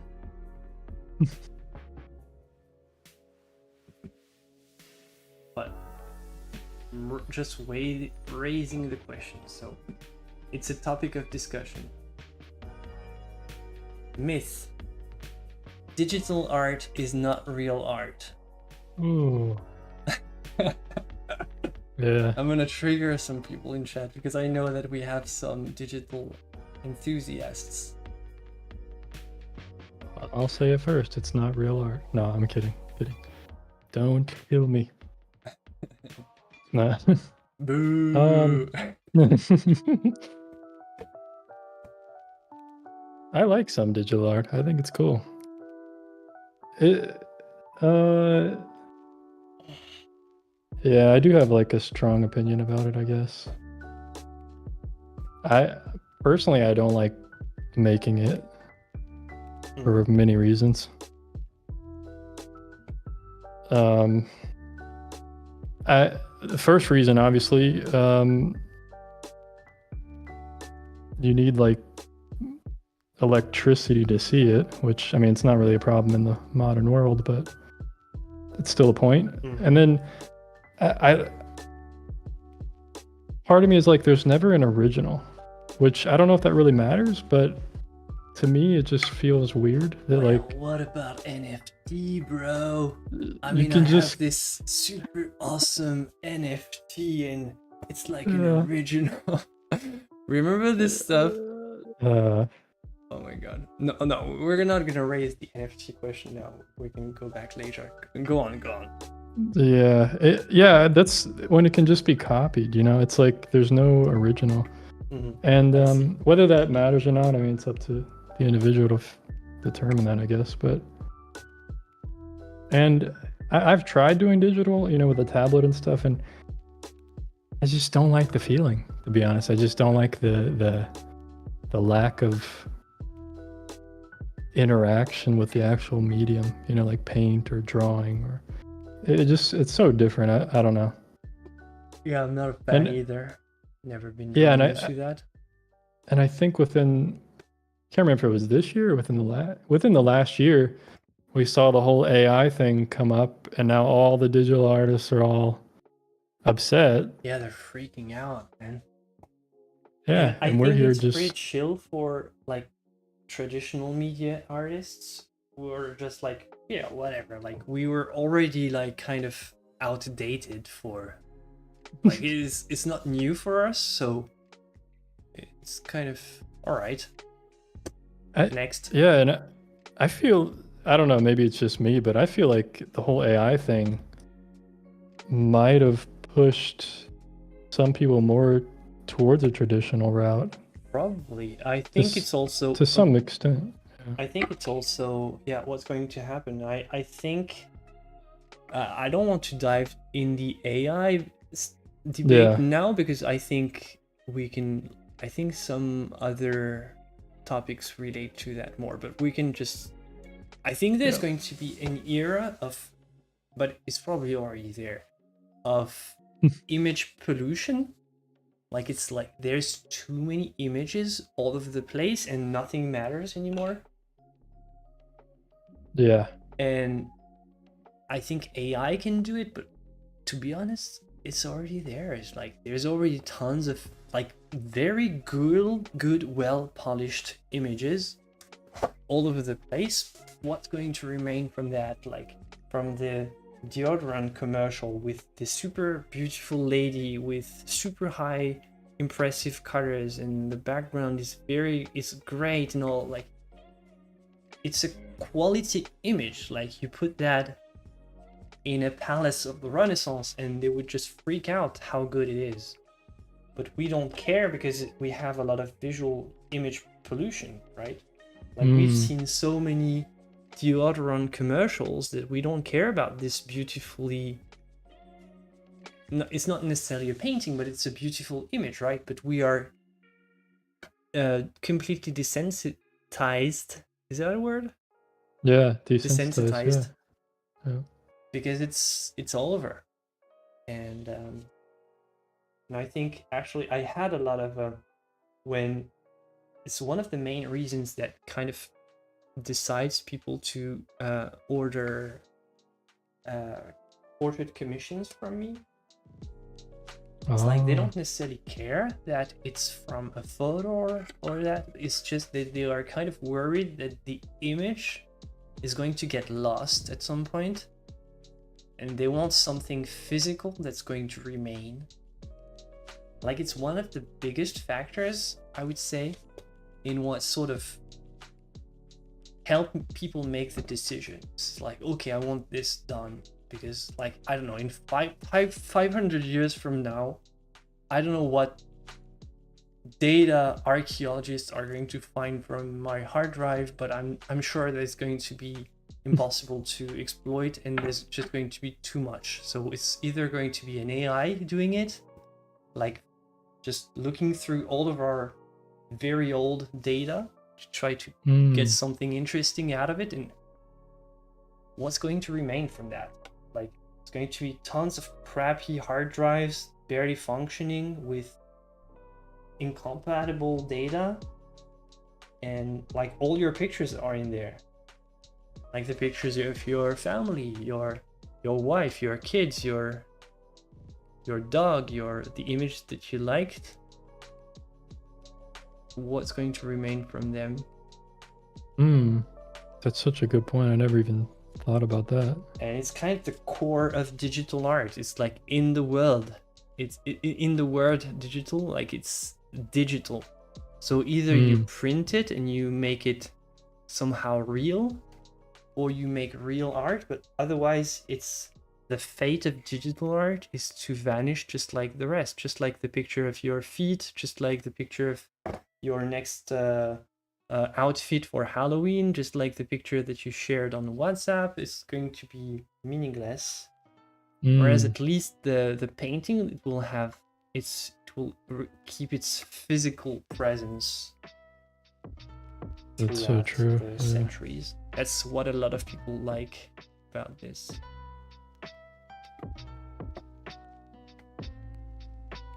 All right, so let's see if people started throwing rocks at us for digital art is not real art. No one says it's art, a different type, but definitely is. Not talking about For sure. AI. It's medium, right? Okay, I find it easier to identify a person's style in abstract art. Huh, kind of strange, because I don't.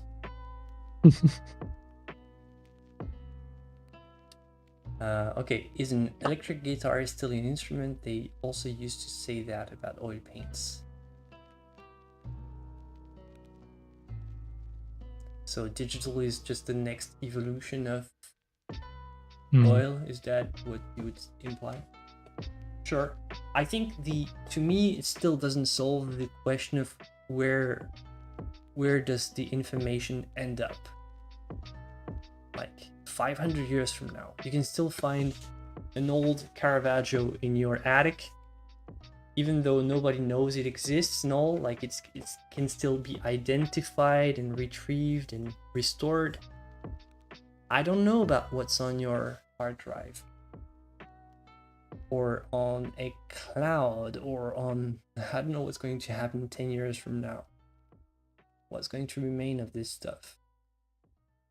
And I think that's why I want to work in sculpture at some point when I grow older. I want to have something that's really can't move, like, like, because a painting, it can be lost very easily, but that's true. I figured, like, at least if you really want something that will stand the trial of time, make a bronze sculpture, and you're good to go. Yeah, I mean, if you think about the ancient world, I mean, what's all the surviving stuff we have? It's like stone sculptures and stuff, you know? It's like, if you go really ancient, it's all just stone stuff that they carved into. Although everything else is the just... cave paintings, they have survived tremendously. Like, if That's you think true. about the cave paintings from like 20,000 years ago, yeah, with the same pigments like we have, the iron oxide, the stuff like that, and still good on a very humid walls also. That'll be our next live stream. We'll be painting in a cave, and it's gonna... Yeah.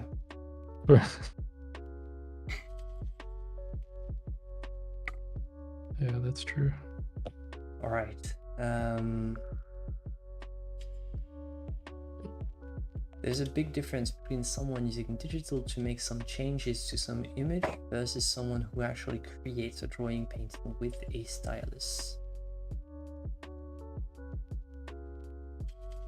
Okay, so this is about AI. We need a reset. Sorry, I brought in the AI topic. All right, yeah, but AI. Yeah, what's your take about AI? Okay. I'm gonna make people hate me. I'm gonna troll people in chat.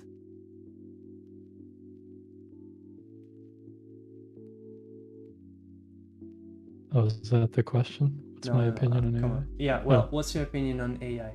And just to troll people,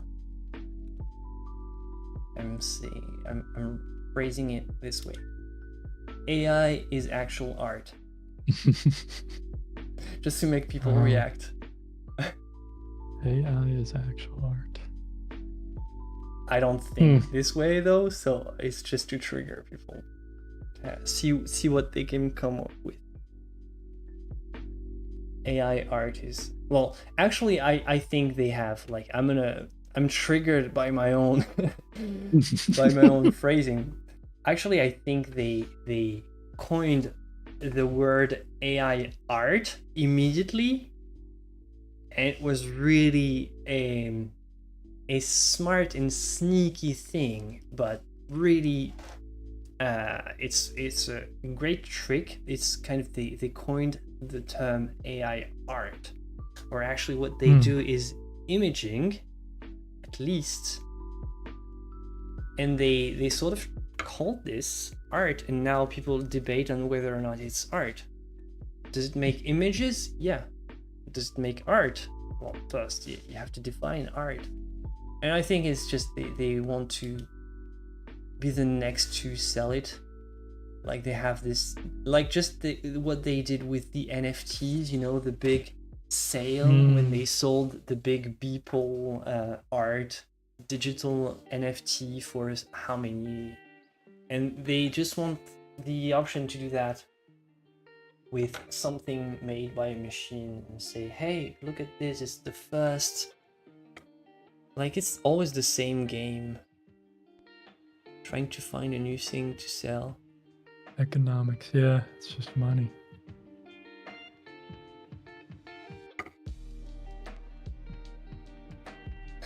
Yeah, that's a good point. I triggered people in chat. Okay. AI is too much more. I won't go down that way. You won't. At least AI will not tape a banana to a wall. You got not one yet. point, Yeah. actually. Give it a few years, it can tape more than just a banana to the wall.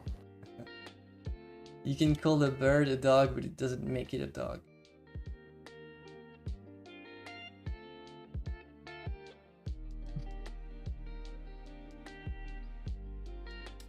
I started to use AI to convert an image from my imagination. It helps me with composition, but the actual AI image, well, you call it exactly how it is not art for me. So yeah, it's an AI image. So just like a photograph, I see my point. I think I'm repeating myself, but to me, AI is really, like AI imaging is really similar to what happened when photography was invented. It's just a step, an extra step of complexity.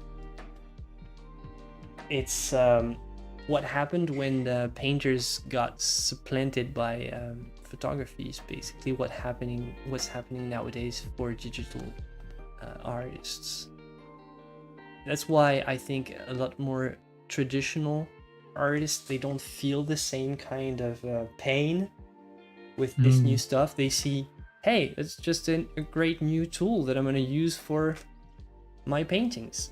Whereas digital artists, they actually fear that, hey, I was selling these assets to these video game companies, and now what am I gonna do, because they are going to be made by AI. And I think, yeah, in their case, they can be mad, actually. I saw that the first lawsuit against AI, it didn't turn in the favor of the artists. Actually, turned out that, and I was expecting it, because the AI companies, you can't prove that they are copying or using stuff without the artist's consent, because of how they use, like, I don't know if you're familiar with Stable Diffusion or not. They just you can't relate the image they produce to any original. It's not copying. It's very similar to what an actual human brain does when, you know, let's say you love Picasso and you love Monet. So you take bits of information here and there and you make something, you mash it together. And it works kind of the same way. It's like the AI, it blurs everything down and learns from the pixel to recognize information just out of keywords and stuff. So ultimately, they are not copying anything. They're just learning from so many sources.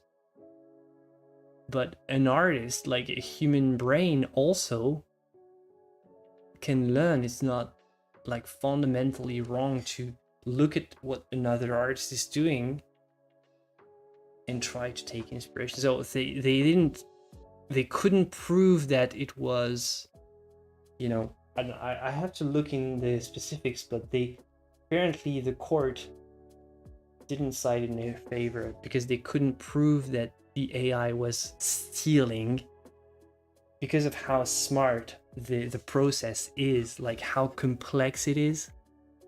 Like there's nothing connecting an actual work. Like you can't prove it, and it's not stealing. It's like a completely different kind of process what the machine does. Wow.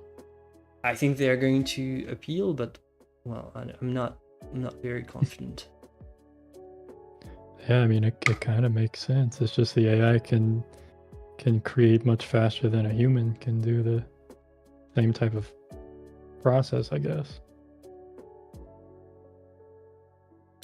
Ellie says, I wouldn't equate AI with photography. Fine art photography is created by a human. It can take considerable skill and creative ideas, even though they are limited in compositions. Yeah, I'm not equating it. I'm equating the kind of a moment in time. Like the invention of photography and the invention of AI is kind of the same kind of experience. And yeah, I don't, it's more like a tool. like personally, like it took a while for photography to become an art form of its own. So ultimately, I don't think necessarily AI will become an art form of its own, but it also takes skills, like strange skills, but like in choosing the right prompts and stuff, like using the AI like well is not as easy as what many people think. So you can say the same is, and art has never been about the skills.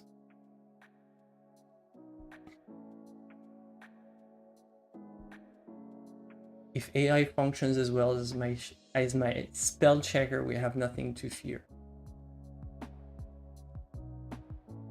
I think we're already past the super fun moment where an AI was making these goofy hands. Do you remember this time? Yeah. But I think we're already past this point and they are already like so much better than they were. I was noticing that a few days ago, actually. Oh, still? I was looking on Pinterest and I could tell, like, wait, this is an AI portrait, but then the hands looked good. So I was like, oh, they must have improved that aspect, like you said. It didn't last long. Because it made me second guess, like, wait, is this really AI? Because I thought the hands were messed up, but it looks pretty much like AI. Yeah, only good thing about this entire AI era that's upon us is I think it's going to make actual IRL art even more relevant. Yeah. Because I think people will get bored of it. I'm already seeing, like right now, I can see all the Mid-Journey thumbnails on YouTube. I can see who created a thumbnail with Mid-Journey. Like there's a style, there's a Mid-Journey kind of style. Because I kind of study this stuff. I look at what they're doing, what's going on. And yeah, it's like kind of obvious already. That's interesting.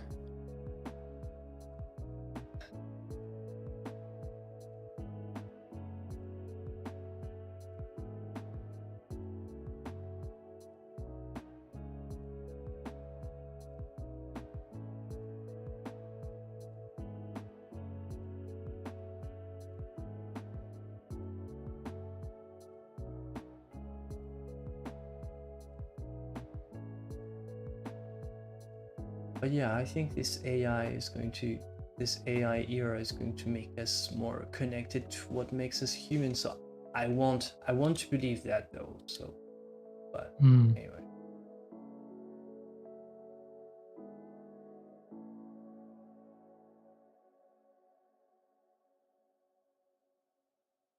Yeah, I mean it's great for generating ideas right now. I mean that's what I mainly use it for. Not even for visual stuff, but just for in general. Great for that.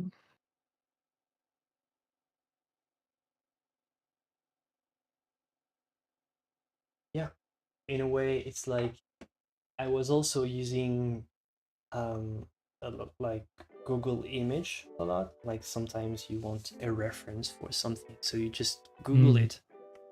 You want just to know how to paint a wren, you know, a mockingbird or whatever. You just Google it. Mm. So I think in the future there's going to be the same thing, but it's going to be AI generated. So just give me a wren on a branch singing, and it will just give it to you, like, and say, no, I want a purple background, and just will give you a purple background. So whatever you want.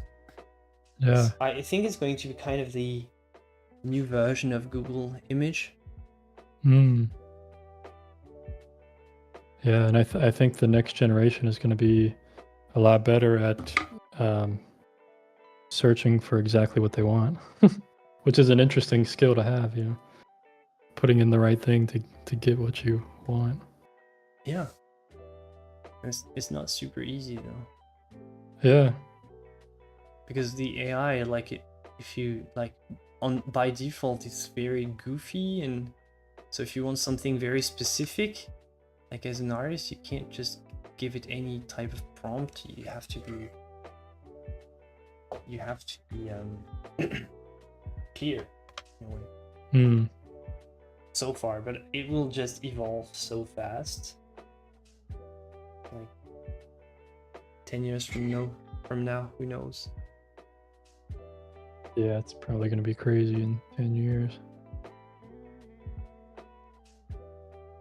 It's just that we talked earlier about, you know, purpose.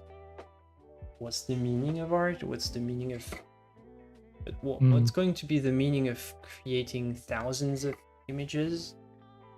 Like, all right, I don't think it's going to matter a lot.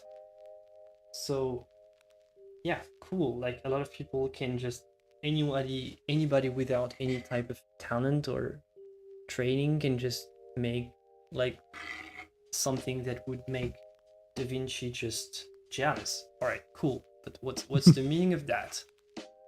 Why does it matter? And I don't think it matters much. So I think past a certain point, like we'll just get bored and we'll just be business as usual. So we already have tons of meaningless images all over the place, like the bottle of shampoo, everything. Like everything is kind of meaningless. So sad for the people who will lose their gig in, you know, making 3D characters, making all this stuff, but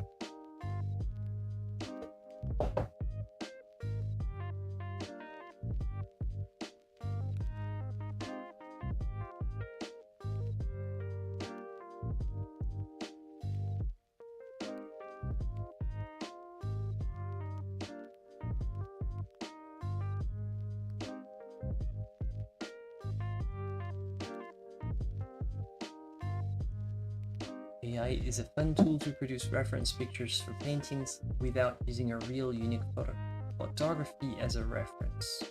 Yeah, I think that's how I see myself using it in the future.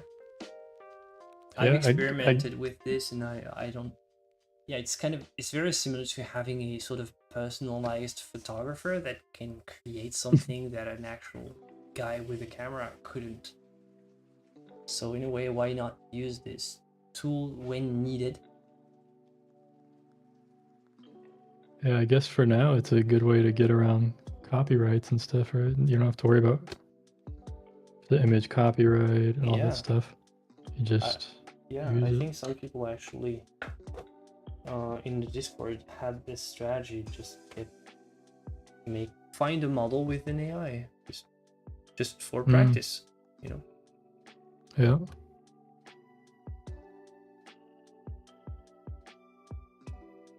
Why not? But you know, there was also this debate. Yeah, photography is not real art, doesn't take skills and stuff.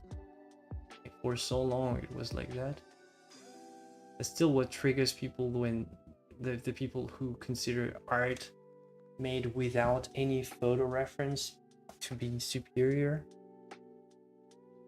Right. That's so true, right? They just say, why don't you just take a photo of it or whatever? You know, they'll say, like, So it's why are kind you of the same painting? thing. You just, Right now, yeah. it's still very new, so AI is seen with the same kind of disgust.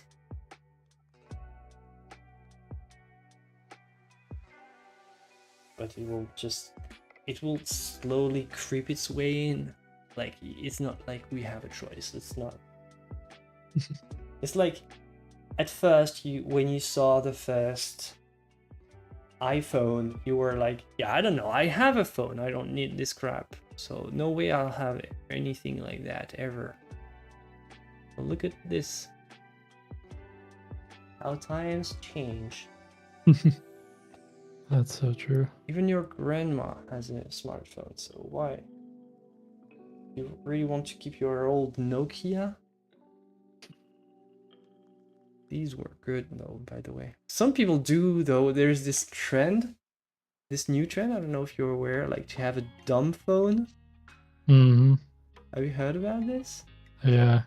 I've heard some people It's trying kind of that the because they're, opposite of smartphone. Just yeah, I think text calls. they're trying to get away from social media and all Yeah, the mostly, yeah. notifications. But for me, the best way to do that, I think, and this is just my personal take on it, is to have self-discipline and just turn Yeah, off the notifications, don't sure. go on the app, or try to control yourself when you're on the app. You know, don't get stuck in the scrolling. But it's my personal take on it. I think I could have, like, you know, a dumb phone personally, but it's just because I have my computer all open all the time, so I wouldn't mind having a Nokia just because I mostly use my phone for when I'm making a call, texting. The rest of the time, but I wouldn't get away entirely from the internet. I mean, you cut me the internet one day, I don't know what I can do. Yeah, me too. It'd be a little boring, huh? I would like to believe that I'm not like that, and I don't need this. I would still make paintings, but it would make my life way more difficult. Because, yeah, as I said, I work a lot from reference photos that I find here and there, and like I need to research what does this bird look like, what does this whatever looks like. If I can do that, I'm gonna have to go hunt for a bird with my own camera. Are you kidding me? I could though. It would be fun. Oh, yeah. Think Or you'd about have to take a trip to the library, find a bird encyclopedia or whatever. And Hi. Hi, Stefan.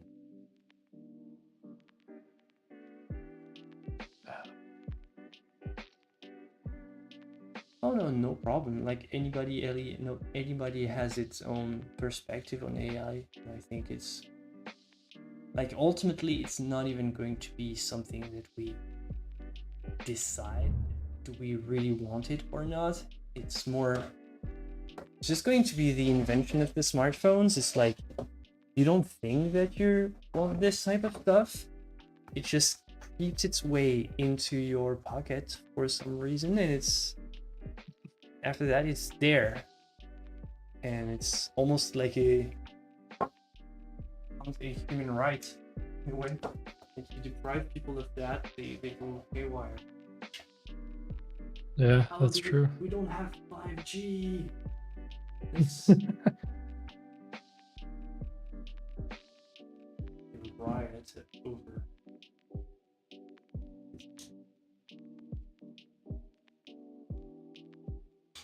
How many have I done so far? Let's see. Lost count. 1, 2, Wow, you've been 3, super productive, man. 5. 6 so far. Pretty good. Are you making a speed run? Are you speed I- running art? I'm going for it. Going for as many as I can. Gorgeous.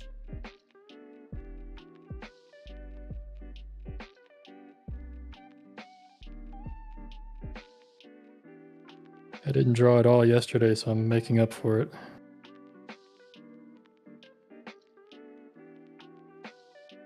Do you still have juice for a last one, or do you want? I have photos here. All right, so last drawing, and then we call it a day. Sure. Right. Oh, now you pressure me to be quick here. Okay. No. I say like the drawings take you like 20 minutes, something like that. Maybe 10 to 15 if I'm quick. Sounds good. What did I just do? Oh, I just did a woman. Let's do a man. All right. Question for you while you're looking for your references and for chat as well, because it could be interesting to share our different experiences. It's not myth anymore, it's question.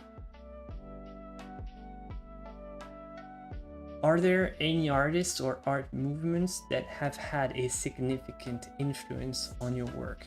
So for Brendan and for everyone in chat. No, don't worry, Norman, we still have time. Like, Brendan is going to take his time. Have time to not finish this painting. It's perfect. Well, my it's gonna be finished by Sunday. This I'm making one every week. Oh, okay. Which is lightning Nice. fast for me. It's just during streams I usually take my time. It's better to read more of the chat and just relax than try to too much happen. It doesn't really work. You're trying to just like only you can speedrun like 6 drawings in just it's such a ridiculously small time. I can't do that. I'm not. They're small skilled like sketches. You could.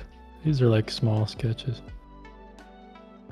And I'm not wired like that. I couldn't like this. This isn't even something that I would do. Last time I tried to do a quick session sketch stream, and I had like 10 stuff prepared.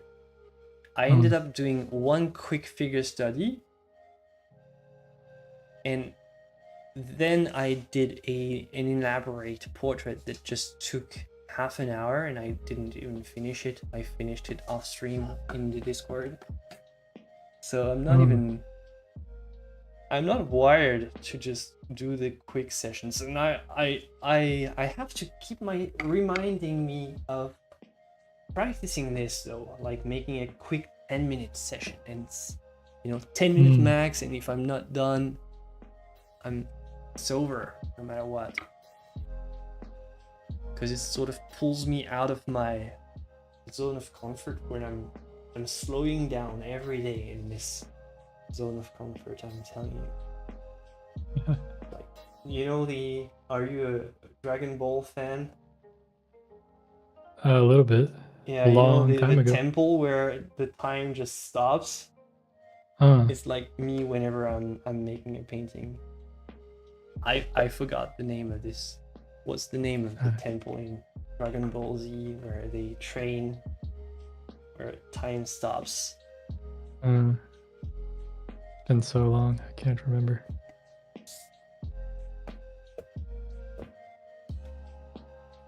Yeah, I've kind of, over the years, I've always practiced at creating stuff quickly. Like, if you could imagine when I first started painting, like in 2012, 2011, I was so, you probably call this dumb. I was so dumb. I tried doing plein air with acrylic paint when it was like in the summer heat. Like the paint dried so quickly. It's like, why would you do plein air with acrylic paints? It's like, but I always used to put like timers when I would draw.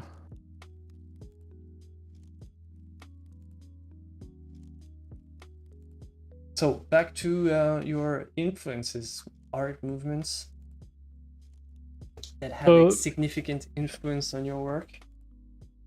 I really like, I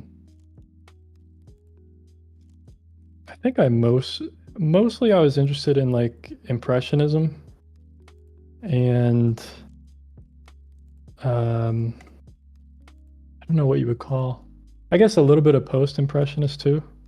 Mm-hmm. Like that whole era, I guess, from even a little before Impressionism probably, with like Sargent and all those guys, and then Monet, and it's been so long since I've looked at any of that work, I can't remember any of the names.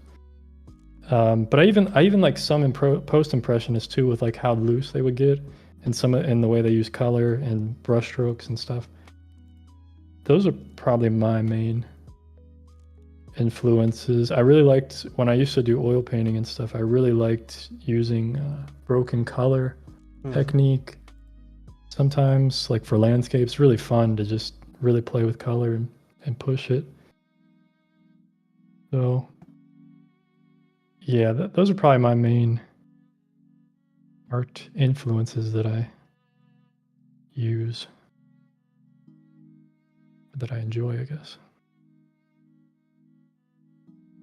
All right, so people in chat. Alex Travares. I don't know. Alex Travares. No one says. John Singer Sargent. Waterhouse. Yeah, pretty cool. I also really love these artists. Yeah, I liked Edgar Payne a lot for his landscapes, and yeah, artists like that. I liked a lot of Cassette as well for Felicia. Yep, I like that one. Jump the Wizard, inspired by a lot of YouTube mural artists. Oh, this is a niche that I'm not familiar with. Kipto, Smoinova, and 1000. Huh. Something that I really don't know much about. Mucha or Musha? I don't know. Oh, Alphonse Musha. Musha, yeah, Musha. I really like him. Yeah, he does some cool kind of graphic type of work. Yeah. I love the harmony in his work that he creates with the colors and stuff. It's really cool.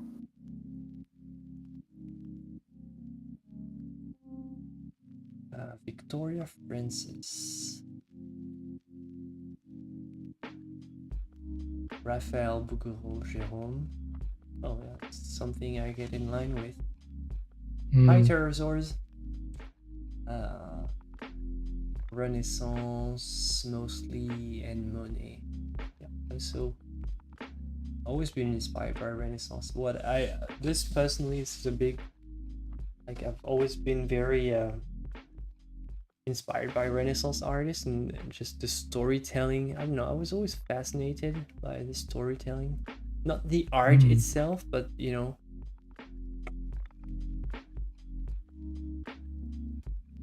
It definitely shows in your work, for sure. Yeah, mostly artists like Caravaggio and stuff are really big influences. Oh, Razvan says, Florent Farge, you're so nice. All right, I agree with that one. Munch, Klimt, Waterhouse, Bureau, which I can't spell. Yeah, you spelled Bougereau, but it's all right. A lot of graphic novel artists.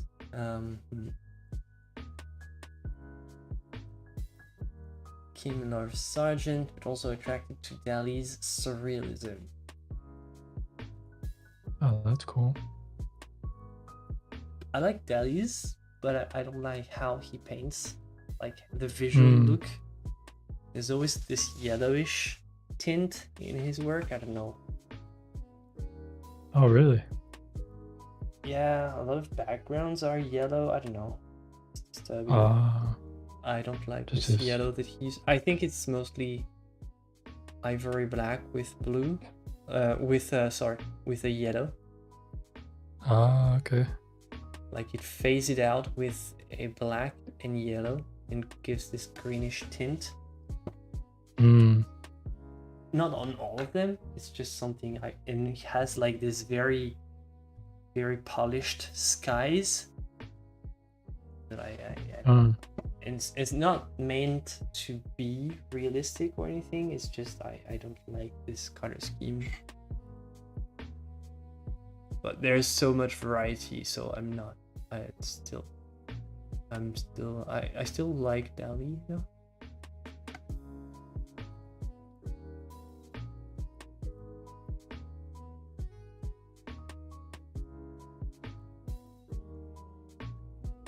Like you can at least admire, if you don't know anything about art marketing and how to make personality for to guarantee success. I mean, you can study Dali all day long. He was such a character.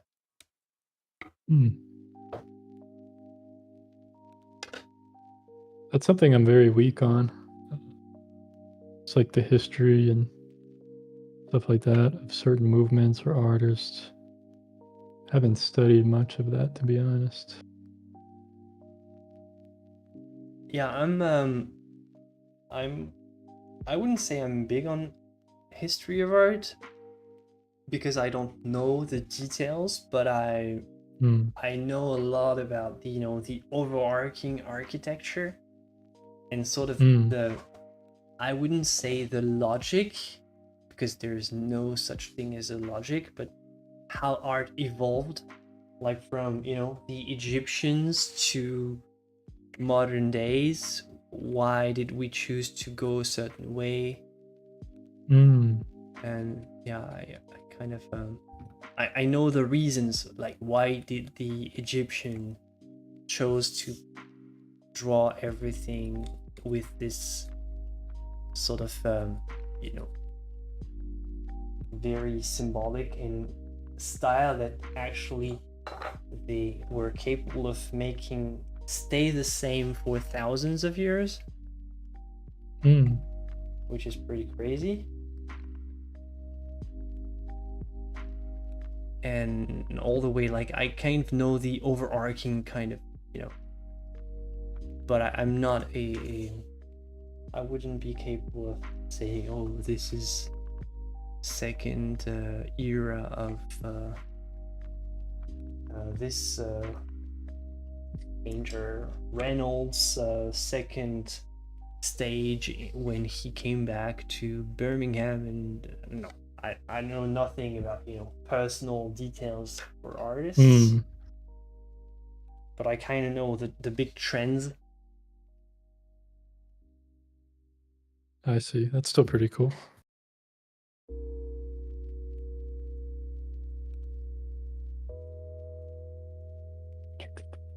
Okay.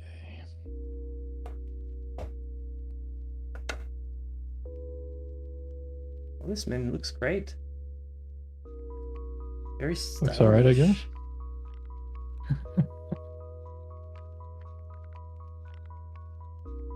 Getting there. Try to finish him up quickly.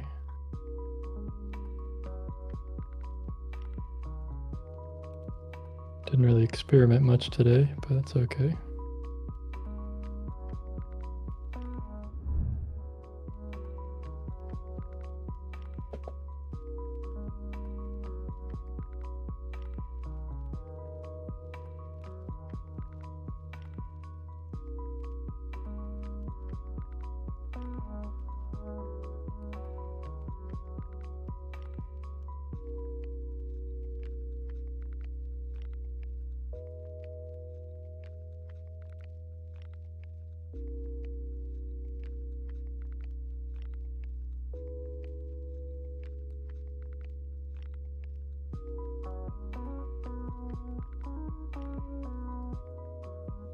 I don't think I've ever drawn this many portraits in one day.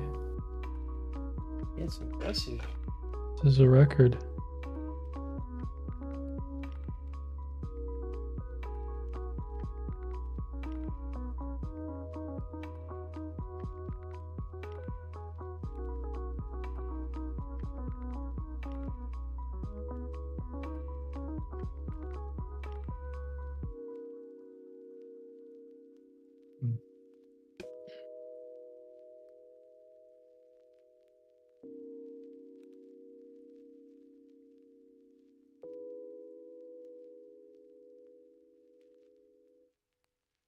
Yeah, you're probably usually done by now, huh? Kind of.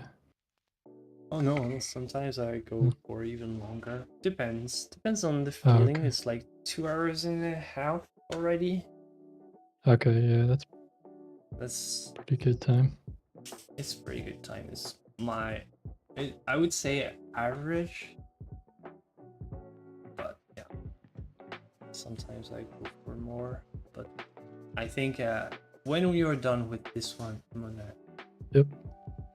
Just about done. I'm going to. When is art ever end your done? suffering. When is art ever done? Maybe this will never be done. Oh no, sure. When you're satisfied for now, I mean. I'm just kidding. Yeah. But yeah, well, impressive work, man. I mean, now people are just going to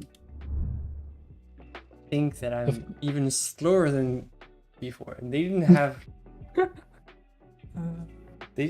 a lot of esteem in my ability to work fast, but now, God. I've shattered it. Oh yeah, Oh no. the pressure is real. Next time they're going to expect me to produce 7 drawings. Is that it? 7? Yeah. 7, I think. Good enough. Alright. Wow. Good. So, can we have a slideshow of all the Little flip through? all the drawings? Yeah, flip through. Sure. Yeah, his aesthetic is great. Terzor says Schaefer's looks so clean. Like, you have like the camera perfectly placed. I mean, wow. And you know, when I first got his screen to share it and put it on my stream, it like the sketchbook was perfectly centered already. Like, I didn't even touch this thing and it was already perfectly centered like that. Crazy.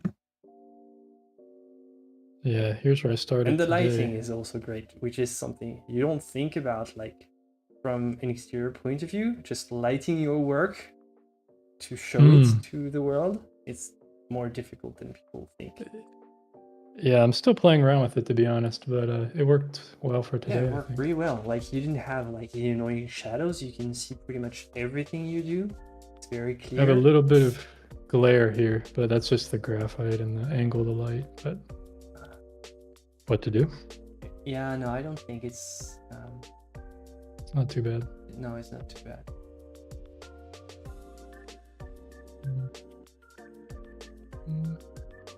Some of them look a little funny, but got a really long neck for here. such a quick session.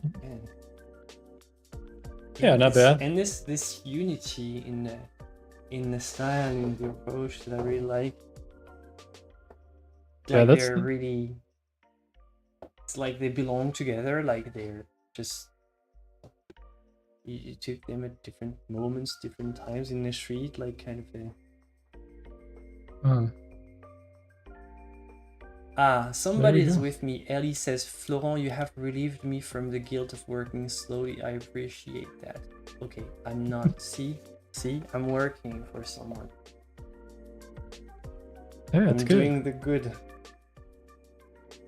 I mean, I'm not really creating finished art here, so you know, yours is on a different level. This is just having fun, you know, for me, playing around. Sure, and I have to learn from that because I don't have enough fun So I try to, yeah, but no, Mm. don't laugh, man. It's just, I try to make, every time I make art, I try to make it a thing, see, a work. Sometimes you just want to mess around. You need the time to mess around. I never allow myself to take this type of time. True. But yeah, wow. This was great having you. Thanks, chat, for being so cooperative, and sorry the camera didn't work, like the camera changes. But hey, this was great to have you, Brendan. I'm super, super glad that you were the first one to participate. I'm very grateful. Yeah. I appreciate you having me here, man. Hey, It's you're a lot of welcome fun. anytime. I All right. appreciate it. Stay with me. We just say goodbye to chat, and that's it. All right. See you, Sure. chat. Have a good time. Bye.